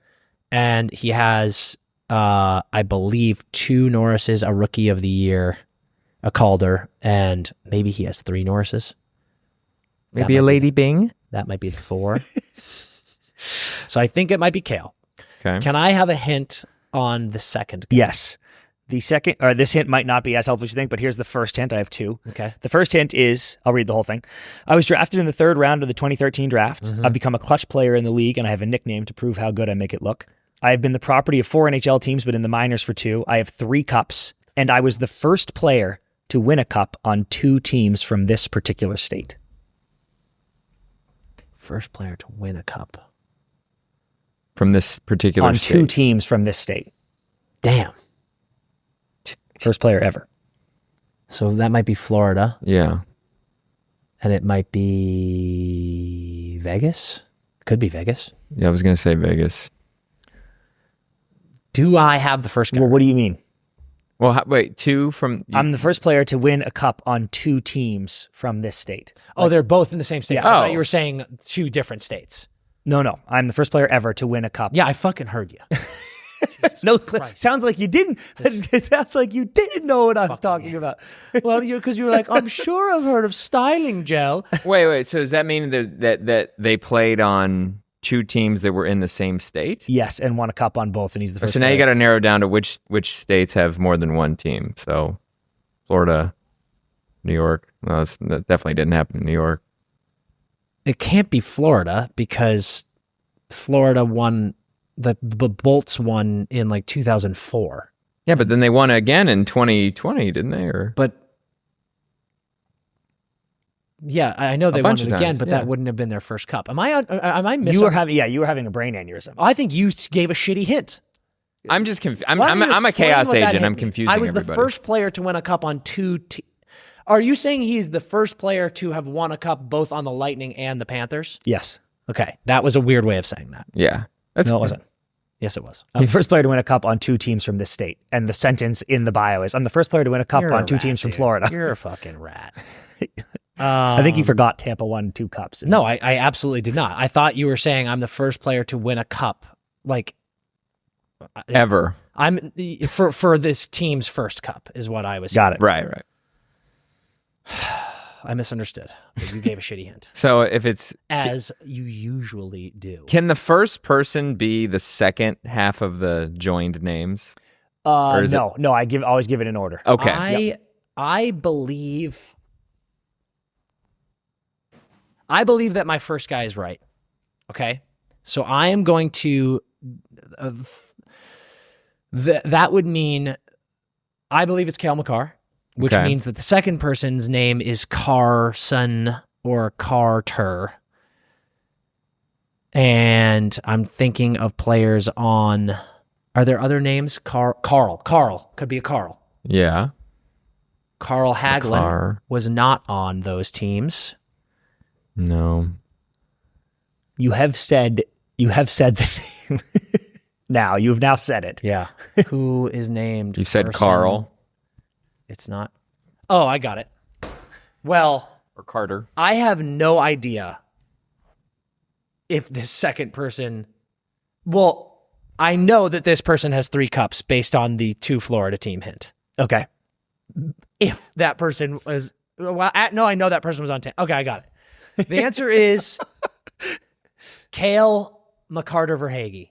Ping! Nice. That is a great. Carter Verhaeghe. That's a great combo. 3 cups. Really good. I feel as though people forget Carter Verhaeghe. I has a cup on that completely Tampa team. forgot that. When I was looking Wow. it up, I was like, oh, I'll do Cale McCarter Verhaeghe. Yeah. And I was going to give his bio. And then I was like, I won 2 cups, blah, blah, blah. And I was like, I should just make sure I'm not missing anything from him. And it was like this. Yeah. Carter Verhaeghe won the 2020 Cup for the Lightning and is the first person ever to win a cup on both Florida teams. And I was like, really? Yeah. No shit. Totally forgot that. Yeah. A Really good. true Florida man. Yeah. You drew Florida. In the best Yeah, way. he is a real Florida man. That's fantastic. All right, that's it. That's a fantastic episode. That was a fantastic connective tissue. Well done, CP. That's going to do it for us. Hope you enjoyed those amazing interviews. 5-star reviews, Spotify, Apple, if you can. We love you. We love you. We love you. Subscribe. Send it to your friends. Enjoy the weekend. Enjoy the trade deadline. We'll see you Friday doing some sort of coverage of it all. Have a blast. Enjoy it. Get horny for it. You know I will. And until we see you then, stay safe. Have fun. Happy birthday to me. And skate hard.